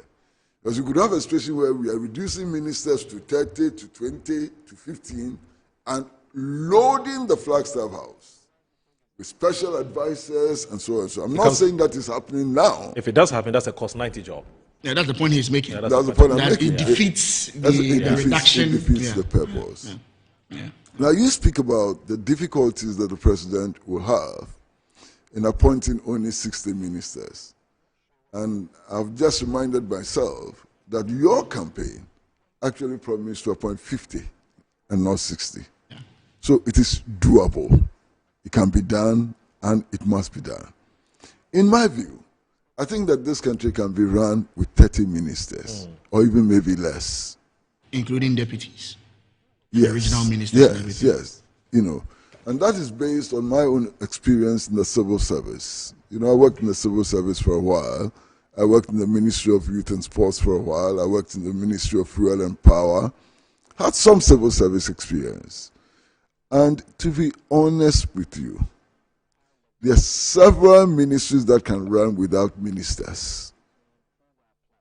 Many ministries can run without ministers. And I've told this story before, maybe I should tell it again. I mean, one time around midday, and I won't tell you the time, I was going to see a friend of mine who had been appointed a minister. So I get to her reception, and I'm told she's so busy, you know, and she's giving instructions that she cannot be seen. So I start walking away, and I think somehow somebody told her that I was around. I said, oh, bring him in. I'm wondering, if the minister is so busy, how can I go in? What if they are negotiating some serious contract and so on? I walked into the minister's office, broad daylight, midday, and it's a party. They are boozing and chopping kebab with friends. Interesting. You understand? And I've had many experiences where working hours are just, you know, misused by ministers and so on. I used to be a speechwriter. You know, in many of the ministries, the PR persons are also, they double as speechwriters. I used to be a speechwriter. And then I came to notice a practice in the service. You know, when a minister is invited to a function, you just go and take the speeches file and look at the speech which had been written maybe 10 years ago, which comes close to that occasion and so on. They duster it up and give it to the ministers. They will go and read it. No question, no changes made, and so on. In fact, most of the ministries are run by chief directors, and even sometimes by officers below the rank of chief directors. You understand? Again, if you take Ghana and you compare Ghana to China, and China is a continent, and China is about a quarter of the world's population, with a huge land size and so on. We have more ministers than China. It doesn't make sense to me. You know, it doesn't make sense to me at all that a country like Ghana, which has reached the level of bankruptcy, and so on, has far more ministers than China. So I think that we can reduce the level of ministers. You see, all these battles over some MPs being ignored and so on is because ministerial appointments have been seen as concessions. Yeah. Concessions. They're giving a ministerial appointment so that you can also go and, you know, improve your lot. And in the process of improving your lot beyond your regular approved means and so on, you know, make some more so you can look after others and so on. It's a concession. we should move away from this idea that ministerial appointments and appointments to governmental positions are concessions. They are not concessions. They are opportunities for service to the nation. You understand? And until we get there, we will continue to have these battles about my constituency being ignored, my ethnic group being ignored, and so on. Look, we are running into troubled waters, you know, and you should pity some of these presidents. I mean, I had occasion to have a conversation with former President Kufuor whilst he was president. The number of ministers he was appointing, you know, I used to be very close to him. I said, how can you be appointing so many ministers? I said, look, the balances imposed on me by the Constitution, it's a problem. You're supposed to achieve regional balance. Yeah. You're supposed to achieve gender balance. You're supposed to achieve ethnic balance. You're supposed to achieve all kinds of balances. So when you have appointed the key people for your ministries, knowing their competencies and so on, and you finish and you check the balances and it doesn't balance, then you add on. You know, so you appoint a minister for special duties in the presidency who does nothing. All that minister does is to balance the equation, is to achieve a certain balance. You know, I think it's a huge problem. Huge problem.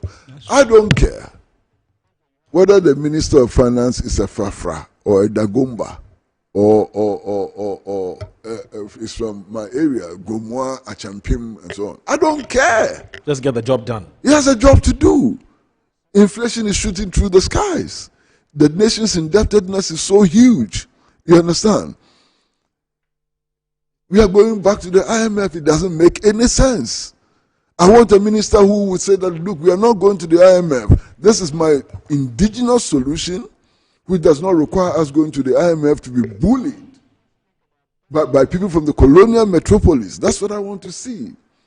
I want to see a foreign minister, you know, who will stand up and condemn what has happened in Gaza for what it is and say that it is genocide. That's the kind of foreign minister I want to see. And I don't care whether he's Fafra or Dagati or is a Mamprusi and so on. I don't care. You understand? I want to see a foreign minister who will say that the last minute decision to suspend relations with the Saudi Arab Democratic Republic is an affront to the African Union. I want to see a foreign minister who will be able to tell the president that, look, if you don't change this stance, I won't take the position. I will walk away. Yes, sir. And does it matter whether that foreign minister is a Fanti? Does it really matter? Does it matter whether it's Okudatu Ablakwa or Omani or Collins? It doesn't. Well, you know, Uncle Kwesi, look, I can appreciate it. I mean, we should be progressing towards that kind of state where it really wouldn't matter where the person comes from. It's about what the person can do. And unfortunately, the reality that we are confronted with at the moment as a people is that we appear to be more interested in, you know, the regionalism and the ethnicity thing appears to matter more to our people than the bread and butter issues. So which has been imposed by the Constitution. It gives us false comfort. Exactly. What it gives us is false comfort. It's been imposed by the Constitution. It's the Constitution that is giving that direction. Yes, you know, partly by the Constitution, and also partly because we have backward politicians. Yeah.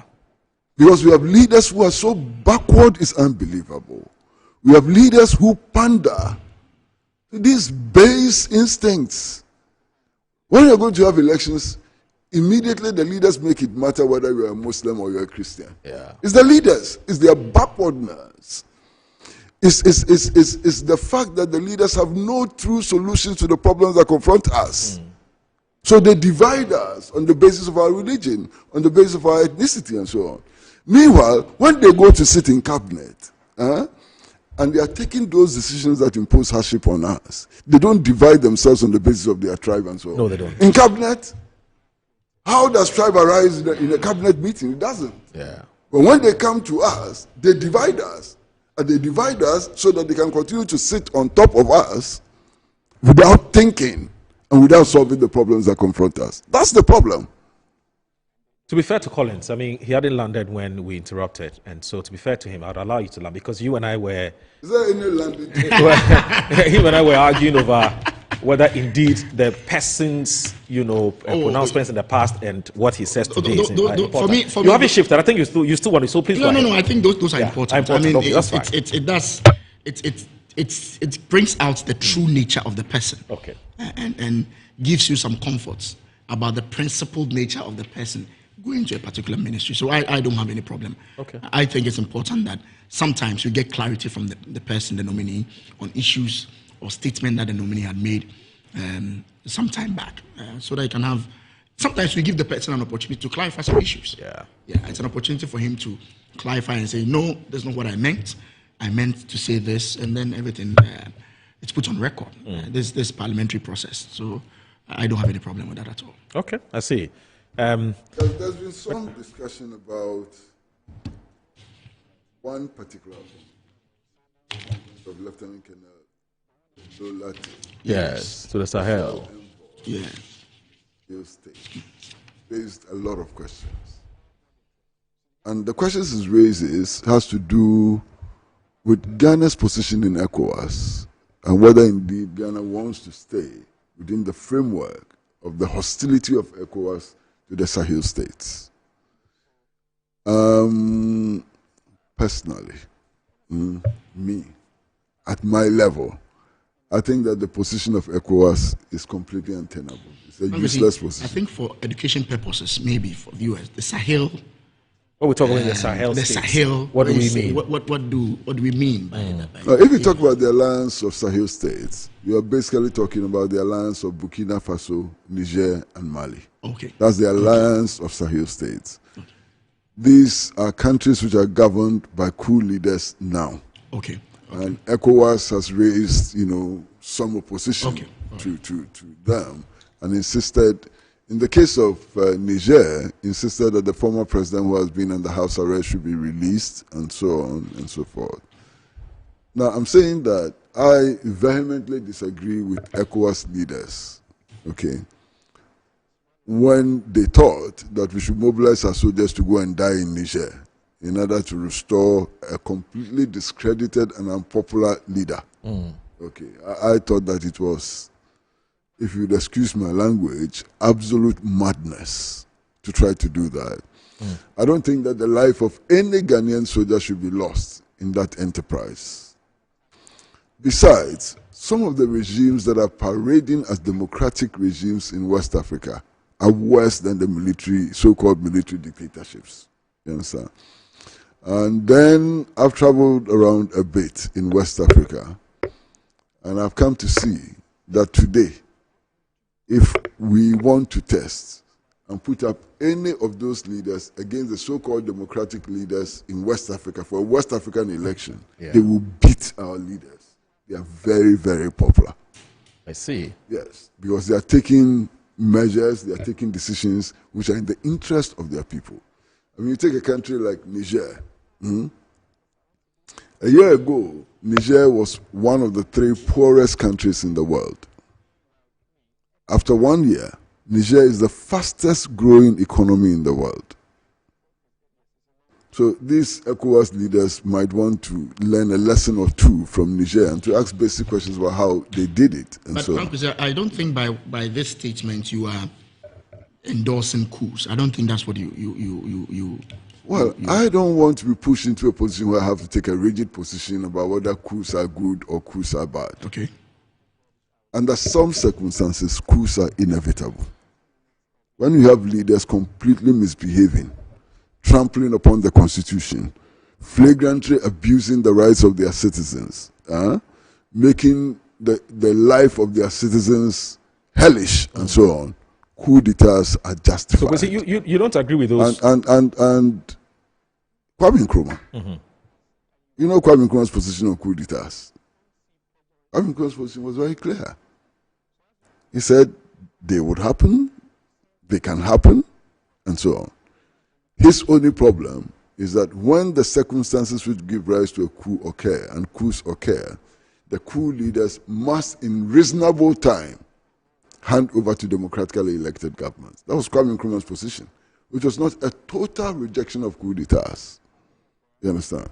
And I've heard people say very silly things that an elected government under any circumstance is better than a coup regime. Go and say that to the people of Burkina Faso. Today, Sankara remains a huge historical figure, not just in Burkina Faso, but throughout the world. Sankara has become a symbol. He was a coup leader. Ibrahim Traoré is perhaps the most popular African leader today. I was at the Russian African Summit, and I saw the South African president arrive. Nobody even took notice. And I saw when Ibrahim Traoré arrived, and the whole place went berserk, and so on. He's undoubtedly the most popular African leader. The one who came for the inauguration. Yes, exactly. And was exactly. They were hailing his 33 years. Yeah. And this is in St. Petersburg. I think it was in St. Petersburg. Yeah. You understand? His popularity is through the roof, and so on. There must be a reason for that. He's not being hailed by the masses because the masses are stupid. The masses see in him something that they do not see in our regular leaders and so on. But I'm talking about the appointment of Lieutenant Colonel Gbevlo Latte. One, I think that he's suitable for that position. Because you see, the Sahel is also the place where the jihadists have entrenched themselves and are causing substantial havoc. And I think that all of us who border these nations, who are at risk, need to cooperate with them in order to overcome the jihadist threat. Yeah. Given Lieutenant Colonel Gbevlo Latte's background as a lawyer, as head of the AU's anti-terrorism institution, and as a former national security coordinator, and also as a person who speaks both Spanish and French, I think he's best placed to carry on that assignment. You understand? I mean, if you take a country like Burkina Faso, you know, the people on the Burkina side and the people on the Ghana side are the same people, speak the same language, have the same culture, eat the same food, and so on. We cannot, you know, entrench the line of demarcation which was drawn by European leaders in 1884. We need to open up and so on. So I'm very happy about the president's attempt to achieve a certain level of rapport with these countries. And I'm even happier that he has appointed a very experienced, you know, security man with all the credentials, political credentials and so on, to handle this brief. I'm very happy with it. A lot of people in the security services and so on were very disappointed in the initial stages when Lieutenant Colonel Gbevlo Latte was not made National Security Coordinator. Yeah.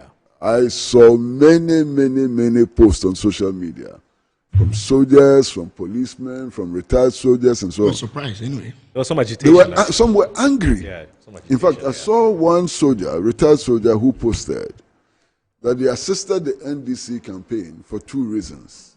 One, to make Mahama president and to make Gbevlo Latte head of security.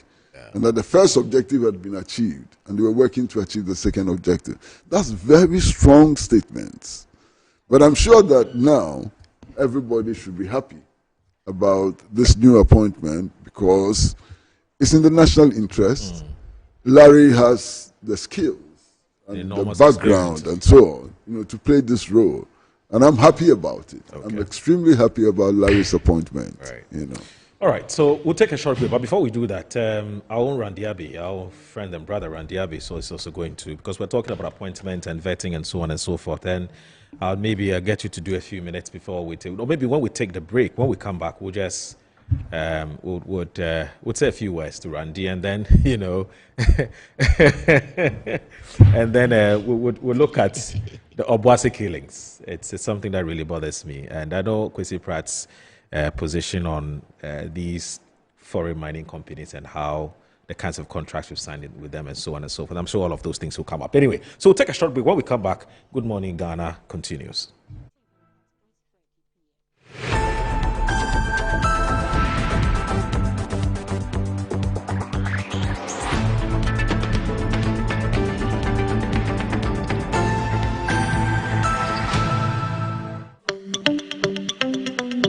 Good business means seeing the possibilities and maximizing opportunities. Making sure you have a responsive support system backs your business goals. A partner that gives you a stable platform with reliable connectivity and seamless solutions, and better understands the tools required to take you to the next level. With so many moving parts in running a business, we do our best to provide you with some stability.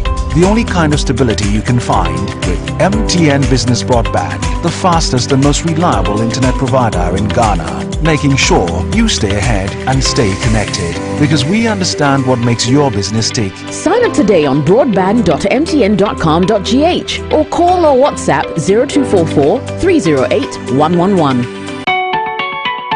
MTN.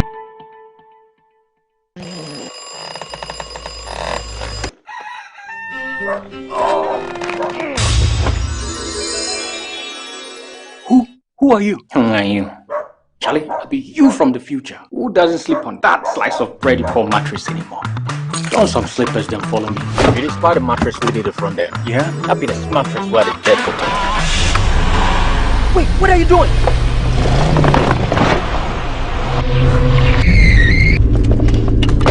Wow! No damage at all. Not only durable, but also super comfortable. Come on, try it.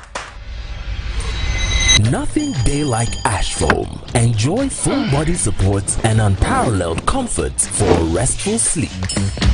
Don't forget your keys.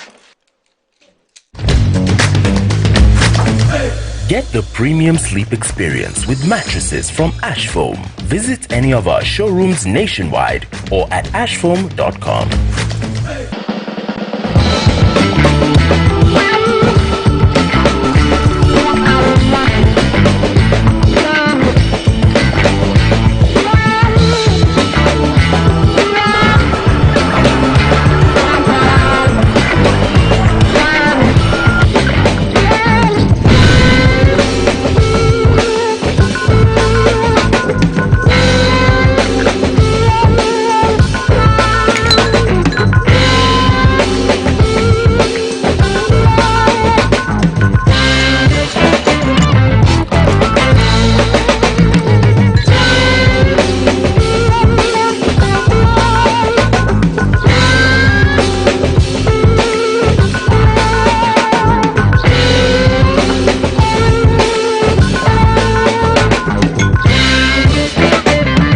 Great music.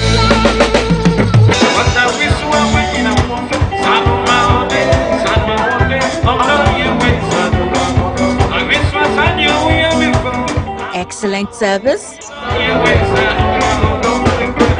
Great company. And meats galore.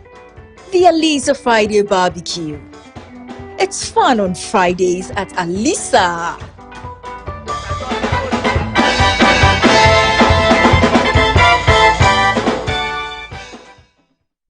Attention all farmers, are you ready to take your crops to the next level? Introducing 3 effective organic composts that will revolutionize your farming practices. ACAP, KCAP and IRECOP brings to you the ultimate solution for your fertilizer needs. Introducing the ACAP Grade A, KCAP Equiafua Jinkwa and the IRECOP with cocoa blend, palm blend and mulch. These are made from locally sourced municipal solid waste. And these are the perfect choice for sustainable farming. Join the organic revolution today. Boost your crop yield, improve soil health, and support sustainable farming practices. Choose ACAP, KCAP, and IRECOP organic compost for a greener and bountiful harvest. For your purchase and more information, call the numbers on your screen. Our products are endorsed by COCOBOD, Planting for Food and Jobs, and the Ministry of Food and Agriculture.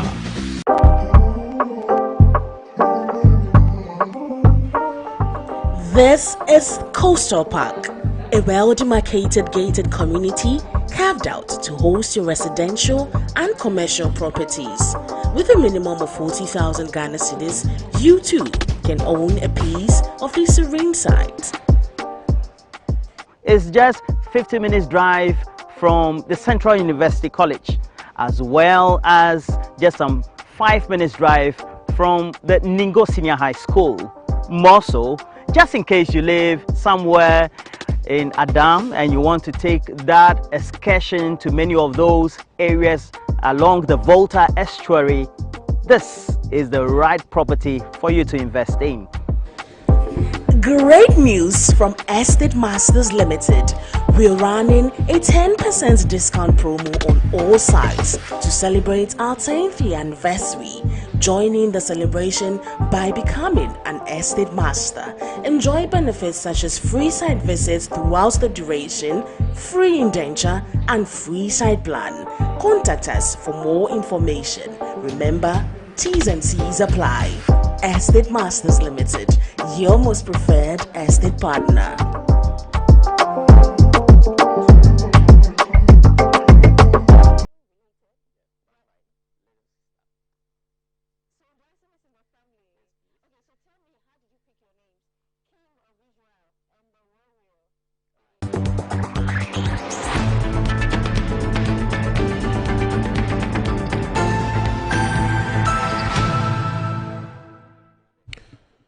Welcome back to Good Morning Ghana. Thank you very much for staying with us. We appreciate your time. And let me just quickly look at these two messages that have come through on the conversation we just had earlier about the vetting of ministerial nominees and so on. So Prosper Ashikwe just sent me this message. So, good morning, Mr. Moro. Been a while. I had a sedate problem with the way and manner questions were posed and the types of questions that were posed to the nominees. I absolutely agree with you, Moro, that the vetting platform, we all need to admit, is a highly political one, which should not be the case. This is what I think the problem is. Opposition MPs cannot ask certain questions because it will expose their past rot or the past rot of their government. Two, party in power would not ask questions that speak to the credibility, integrity, and competence of the nominee, which would then cast doubt on the judgment of His Excellency's appointment. I can tell you on authority that His Excellency JM is not and would be to pacify anybody. His work time and it's work time, and that's what the Ghanaian voted for the NDC. The questions or the questionnaires themselves would need to be too careful not to be ignored by the various nominees when they are eventually approved, catching the eye of the minister. I believe that appointment so far has been fantastic, and I expect vetting to be very rigorous to prove capacity and competence. That's from Prosper Ashikwe. And then Mark Kojo Boafo, a regular viewer of this program, he says, good morning, Mr. Moro. Honorable Collins talked about the political nature of the vetting committee. He should be informed that the Appointment Committee of Parliament is not inherently a political platform, but rather a mechanism to scrutinize and vet ministerial nominees or other public appointments. The committee's primary function is to assess the qualifications, experience, and sustainability of nominees for specific roles. While it is possible for political considerations to influence the committee's deliberation, its primary focus or purpose is to provide a check on the executive branch's appointment powers. By scrutinizing nominees, the committee helps ensure that only qualified and suitable individuals assume key public offices. Ultimately, the appointment committee's role is to serve the public interest by ensuring that ministerial nominees or other public appointees meet the required standards of integrity, competence, and expertise. Thank you. Well, you see, this is ideal. The reality is that there's really no House of Legislature checking executive nothing. If you look at the architecture of our constitution, how can that happen? 50% from Parliament, you know, and so they would definitely be subservient to the executive. We need to go back and check the fundamental document, the constitution. If we don't, we'll just be going around in circles. So, but I get the point you're making. This is where we must be aspiring to go, which is Parliament checking the executive. Then the proper separation of arm would have actually manifested in the way we want him. So anyway, we want to use this occasion to congratulate Randy Abbey for finally getting Cocoa Board CEO job. Initially, it was reported that he was going to go to GNPC. That didn't happen, and now he's at Cocoa Board. So the Herald newspaper says, as reported by the Herald on Monday, January 2025, President John Dramani Mahama has appointed Dr. Ransford Annette Abbey, formerly of Metro TV and host of Good Morning Ghana show, as the acting chief executive officer of the Ghana Cocoa Board. And this development was confirmed in a letter addressed to Dr. Abbey, dated Tuesday, January 21, 2025, and cited and signed by Dr. Kalistus Mahama, Secretary to the President. The letter stated your appointment takes effect from 21st January 2025. So 1:30 today, Randy Abbey is going to the office. He starts work. No time to waste. So it says, I write to formally inform you that His Excellency John Dramani Mahama President of accordance with Article 1951 of the Constitution and Section 12(2) of the Ghana Cocoa Board Act 19. So it goes on and on and on. But I think that the point has been made that he's finally, the speculations are over. He's going to Cocoa Board. Collins, I know Randy is a very good friend of mine. Would you want to say any just words of encouragement to him as he takes over? I'm told that Cocoa Board is in some very, very difficult situation. Dr. Randy Abbey, yes, of course. It's a good friend of mine. Yeah. Happy for him to have been elevated to serve in another capacity. Just a few weeks ago, he bid farewell to Good Morning Ghana, a platform that he created that gave opportunity. 23 years ago. Yes, gave opportunity to someone like me. I've been here for the past 3 to 4 years. What? Yes. When I entered Parliament in 2021, just a few months after I've entered, I got opportunity to be on Good Morning Ghana. And the impact has been tremendous. Yes. I think it was Okoboy who was supposed to appear. Okay. And then he called me very early in the morning that he had a clash. Okay. And so he wants me to replace him. Okay. And they say the rest is history. And I've been here for the past 4 years. So yes, big platform. I always say I'm thankful to him for the opportunity he had given me, an opportunity to meet so many of my great idols. men like Mr. Kwesi Pratt. Some of my idols, Mr. Kwesi Pratt and the rest. So I wish him well. I know Cocoa Board is a very tough area, but knowing Randy, I'm sure he's going to bring his expertise on board. I mean, if Cocoa Board works and functions, it's for the betterment of Ghana. Right. We all know the importance of cocoa to our economy. I mean, after so many years, there's absolutely no way you can talk about the Ghanaian economy without talking about cocoa. Yes. If cocoa production or if Cocoa Board works well, Ghana's economy works well. This is an area that brings in a lot of foreign currency, helps with our exchange rate and all that. So it's a very, very important area. Okay. And we wish him well. All right. Of course, he knows that we are always around to assist if need be. Okay. Wish him well. All right.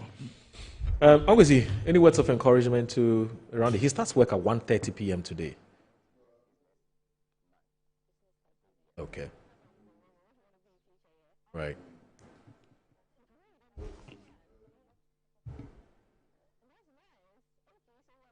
Sorry, your microphone is off, Uncle Izzy. If you can turn it on, please do. Well, I've said that I have no words of encouragement for Randy. Right. And I know that Cocoa Board is a very difficult place. So if I have anything for Randy, it is pity.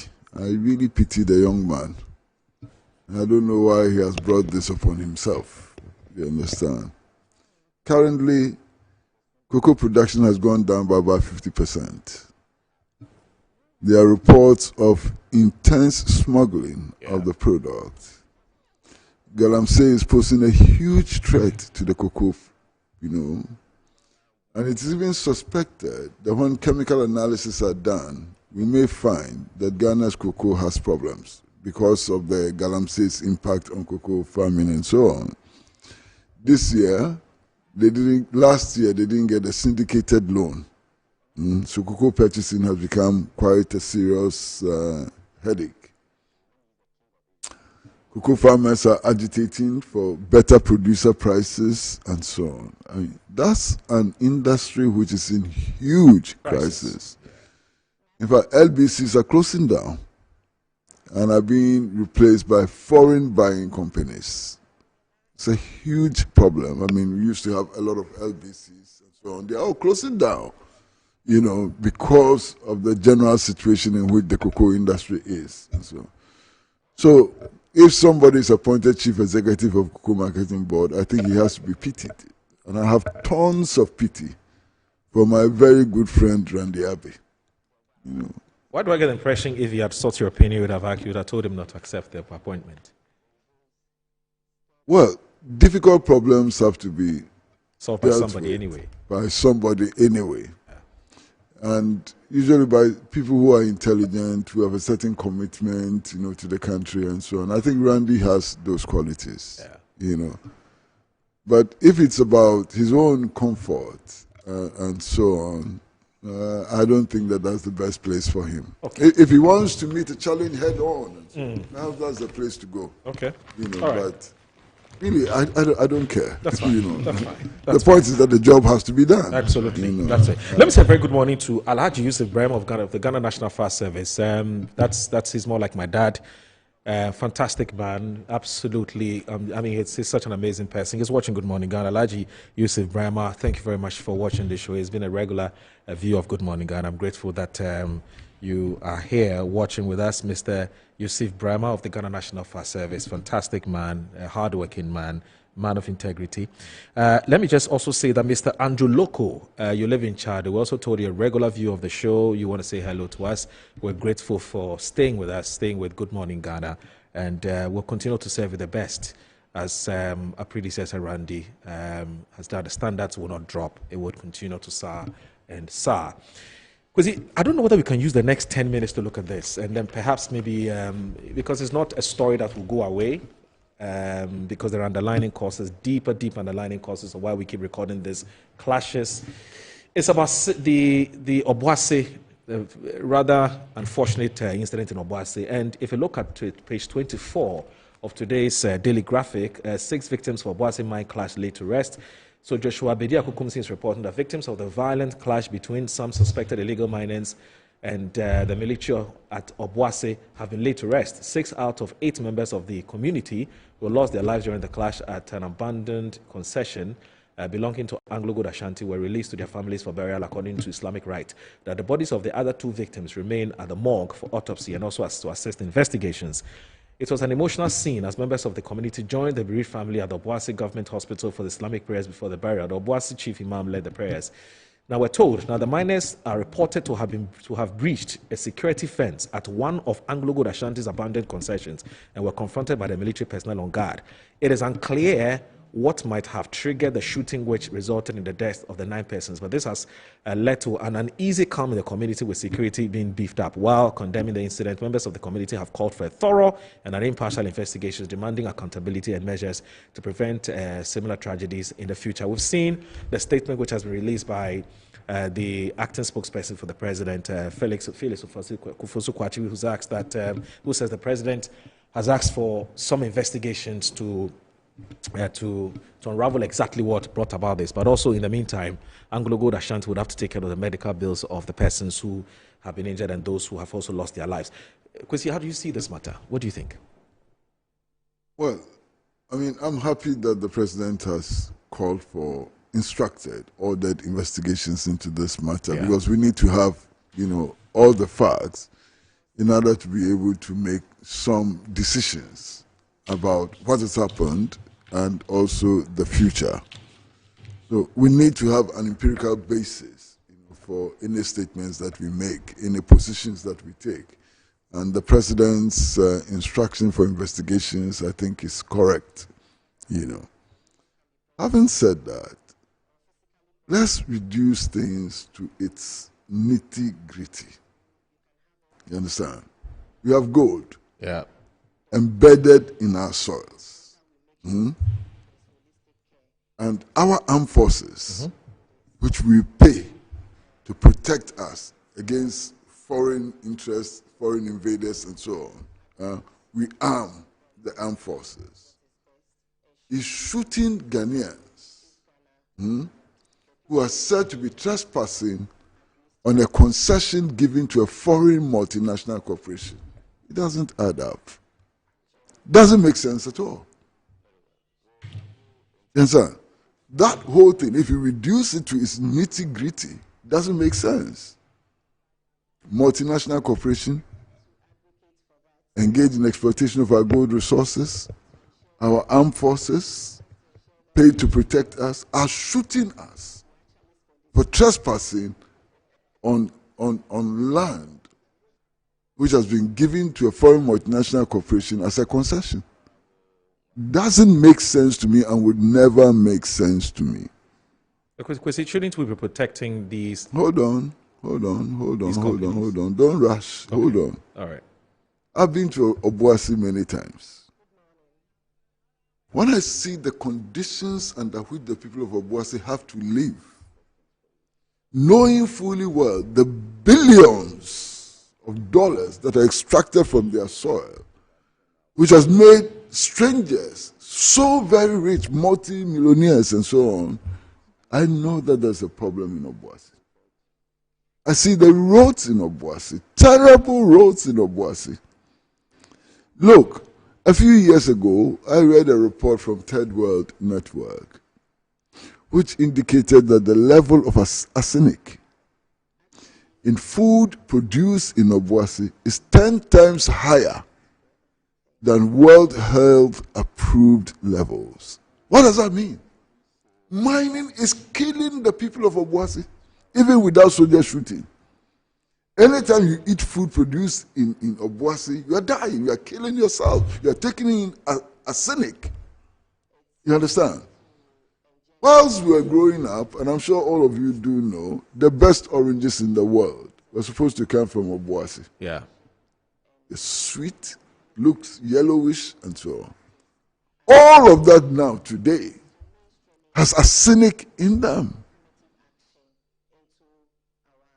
What wrong have the people of Obuasi and people in mining areas done to suffer this fate? Anglo Gold Ashanti should have been interested in building an ultra-modern hospital in Obuasi to take care of those who suffer ill health as a result of its effort to take wealth out of their soil. Go and look at the hospital in Obuasi, the standards there and so on. These are the things which have angered our people. You understand? These are the things which make our people so angry, and sometimes the anger cannot be contained. My brother, Ghana is the leading producer of gold in Africa, number one. Yeah. Way ahead of South Africa. Ghana is the 5th largest producer of gold in the world. What do we have to show for it? And you were almost going to say that don't we have an obligation to protect the mining interest of these companies and businesses? so on? Protect who? You are talking about pollution of our environment, you are talking about galamsey and so on. We talk about this in such a way as to suggest that as for the big mining companies, they don't have a problem. It's not true. Only recently, a few years ago, rivers in concessions which have been given to Newmont, we found dead fish in them, dead fish, as a result of poisoning. Right. You understand? So even the big giant mining corporations have not operated above board. Only last year, I had the privilege of listening to my very good friend, Dr. Sam Jonah, who is a kingpin in mining, lament about the fact that Ghana's total interest in mining, gold mining, is less than 1%. He told us. Yeah. So what are we getting from gold mining?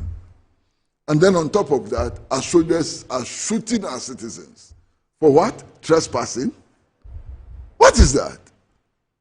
But Kwesi, who should the ordinary citizens direct their anger towards? Is it the company that has bought any concessions that have been given to them? Master, there is direct collusion between these mining companies and the between state? the mining companies and the ruling elite in our country. And the victims are ordinary citizens in the mining communities. That's the situation. That's a direct collusion. Let anybody deny that there's a direct collusion. Okay. Blatant collusion between the ruling elite. And which has left the people poorer and poorer. That's an understatement. Recent medical reviews, medical reports that I've read, shows that in the mining areas, children are being born deformed. I'm sure you've read those reports. That's true. Children are being born without eyes. Yeah. Without arms and so on. Deformed children are being born in the mining communities. Yeah. And children are being born in the mining communities who would never be able to go to school, who would never be able to engage in anything meaningful and so on. And we are just sitting there, and every now and then we hear that they've been giving tax holiday in one African country, they've been giving tax holiday in another African country and so on. What's wrong with our leaders? Africa needs a new leadership, completely new leadership, which should do everything and anything possible to safeguard the interests of our people, especially our people who are located in mineral-rich areas who are dying off because of extreme exploitation and extreme negligence by these multinational corporations. That's the kind of leaders we need now in Africa. Okay. Collins, should we go back to basics, go back to the drawing board, and have a proper conversation about the extractive sector, but more relative to how do we protect the interests of these companies that buy these concessions? It's not for free, and expect that we protect them, their safety and so on, for them to do their job. But at the same time, making sure that the people who live... But what could we say, Pachomba? The conditions are that yeah, no, I was coming there.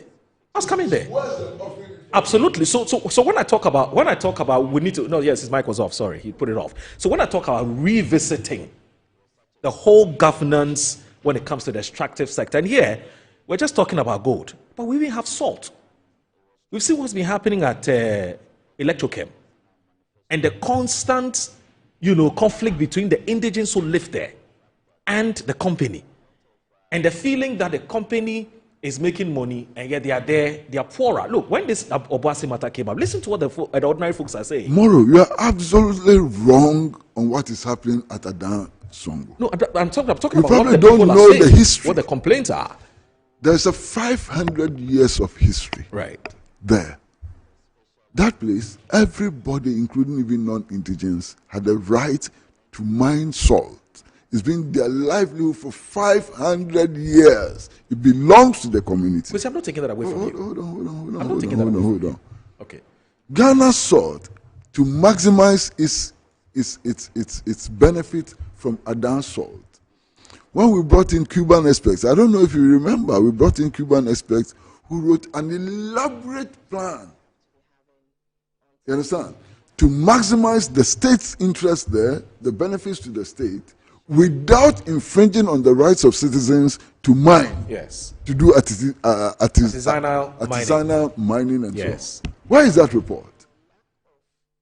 How did the private person come to acquire the salt there? How did the private person come to acquire it? Because you're making my point. I'm saying that the reason, you see, and I'm happy he's brought this up. And that's why, Collins, I was asking whether shouldn't we be going back to the drawing board and that we've gotten the basics wrong. And until and unless we come back to the drawing board and look at the kinds of contracts we're signing and at the circumstances under which these contracts are being signed, aren't we going to continue to record these kinds of conflict between the indigents who live at the precincts of where these businesses are operating and the businesses themselves? You get the point I'm making? Yeah, so we need to go back to the drawing board. So I've listened to Ankwesi on this matter for so many years. God knows how long, yes. So many years. But I think this particular incident is not because of the anger of the people or because of the way the contract had been structured way back. I think what happened now, there's an immediate cause to this. Yes. Than that. Yes, but Uncle is saying that there are underlining deep. I'm coming. We can have a discussion about the mining industry. Right. And its long-term effects on the basis of how we structured our contracts and so on, yes. Which inevitably puts the Ghanaian people at a loss. Yeah. I understand, Ankwesi. Yeah. But I'm saying what happened relative to this Obuasi incident. It's not necessarily because of the type of contract we signed some 10, 15 years ago. There's an immediate cause. And I think we should be blunt about it. Prior to the elections, we've seen videos, you have seen some. You can play some here. We had politicians telling the indigents that when we win elections and we come back to power, we will give Obuasi mine to you. And do you honestly think? I'm coming. We had politicians telling the people in front of their national offices and telling them that when we win, if you vote for us, we will give you the power to go to the Obuasi mine, although we have given it as concession to a company. We will give you that power. We will protect you. Fact. Yes. I've seen that video too. Yes. I haven't. Yes, I'm going in all honesty, I haven't seen that. We had politicians just a few days to the election inciting the people that don't worry, just vote for us. We'll give you the power to enter Obuasi. Indeed, after the incident, we've had the original organizer, the national organizer, go to the place in the company of other national executives of the NDC, telling the people that calm down, we'll find a solution to this problem. What is wrong with that? Oh, Uncle C, I am saying that the No, point what's wrong with national officers going there and telling the people that we'll find a solution to the problem? He was speaking to his people and claiming that the people who have died are NDC people and that they are going to ensure that justice is done. What's wrong with that? I'm coming, Uncle C. You see, I want us to situate the issues very well and put the blame squarely where it should be and advise our politicians to be mindful of what we say when we are campaigning. I have watched videos, very regrettable, of indigents cutting through wires, concession cutting through wires, and forcefully trying to enter. I've read the statement from the defense intelligence, the military, the soldiers. Yes, Ghana forces. They said they just didn't shoot. They were being attacked. And as part of their self-defense, they had no option but to shoot. Yeah, but that's their, but that's their narrative. Yes, that's their narrative. Did you also listen to the boys, the guys who... What were the boys doing there? What were they doing there? Well, there's a piece of land. Nothing. Which piece of land? It's a concession. Please. AngloGold Ashanti themselves. Bro, I said, okay, bro, go ahead. Okay, you go ahead. But you know what you are saying is not the fact. Okay, you go ahead. When they went there, it's not a bare land. It has been fenced. Yes. Yes. The fact that it has been fenced should tell you that that particular area had been allocated to somebody legally. To enter, you go to a certain protocol. True. Absolutely. You don't take the law into your hands, even if you are angry at the way the contract was signed. By cutting through wires, arming yourself. And I was listening to one of the gentlemen. You enter into somebody's concession with a kuma. Yeah. What are you going to do there? Because a politician have emboldened you and told you that when you vote for me, I'll give you an opportunity to enter a concession. Put the blame where it should be. Don't make it broad. And create the impression as if, yes, Uncle C, I believe you. I'm telling you some of the things. Whenever I go to Obuasi, before travel to South Africa, yes. When you go to South Africa and you see what they've been able to do, Joburg, with their gold, yeah, you marvel. Compare that to Obuasi. Absolutely ridiculous. Yeah. So yes, the citizens can be angry, and I am angry because I don't like the way things have been done. Yeah. But I'm saying the solution to the problem is not to take a kuma and knives, go into somebody's concession, cut it at midnight, trying to forcefully enter. Who gave you that kind of boldness? But do you know why? But you see, Collins, there's a problem. You said, Collins, do you know why? You made the statement that is not the solution. Yes. What is the solution? Uncle Z, the solution is what you are talking about. The solution is for all of us to understand that, hey, we've done things in a particular way for a long time. Exactly. So let's change it. Bring all of them back to the table and tell them that, gentlemen, for the past 50, 20 years, we've given you this concession. We have just 1% or 2%. We've not seen any development. True. We want us to restructure it. Maybe we can take it gradually. 10% to 15%. Because, of course, you've invested your money. Yeah. Push us to 20%. Yeah. Push us to 15%. Yeah. As part of the negotiations. In fact, it is in your own interest. You are supposed to build a modern hospital. Yeah. As part of that 70% that you own. You are supposed to do this. Let's have that conversation. Where are the people in this conversation?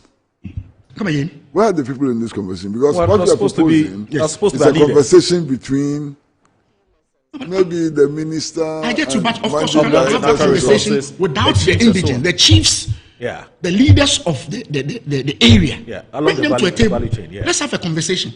But if a politician comes to you 2-3 days to an election and tells you that vote for me, when you vote for me, I will give you an opportunity to enter a concession illegally. Yeah, but you see, I'm coming. That politician should be condemned. I agree.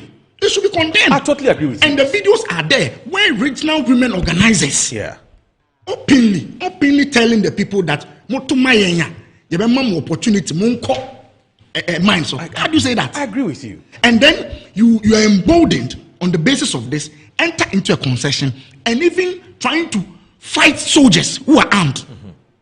That's a problem. But after just two quick questions, two quick contributions to what you've just said, because we need to go to Parliament. Dr. Agnes Namomolate, the Crow MP, is going to be vetted soon. Minister designate for Ministry of Gender, Children and Social Protection. Oh, she's already vetted. She's already seated. Oh, anyway. At this point, I think that we need to end the program because our viewers would also be expected. But I had some very strong views I wanted to express. Maybe the next time you come around, and maybe the investigations are out and we know exactly what happened, we can take it from there. But I still insist that until we get to the bottom of this matter, it will be easy for anybody to tell somebody to go and do something. If I have my own job and I'm okay, one of the guys and go misbehaving. Anyway, so Honorable, I want to say a big thanks to you for joining us this morning. The Honorable Collins Adumako Mensah, who's the former Deputy Energy Minister and also the MP for Ifeja Kwabre North MP. He is also a member of the Finance Committee in Parliament, and also our own uncle and friend and dad, Mr. Kwesi Pratt Jr., who is the managing editor of the Insight newspaper. Thank you so very much, Mr. Kwesi Pratt, for joining us. It's always a pleasure having the two of you here. And also Collins, it's also a pleasure having you. Thank you so very much. So we're going straight to Parliament. The vetting has started. So with this scheme, there will be a special purpose vehicle that will support children in ensuring that they are safe. Not just orphans, but also children who fall prey to child trafficking. And so in the manifesto, you realize that we are going to work to develop a framework to ensure the safety of the vulnerable and also provide support for reintegration and all that. And so that is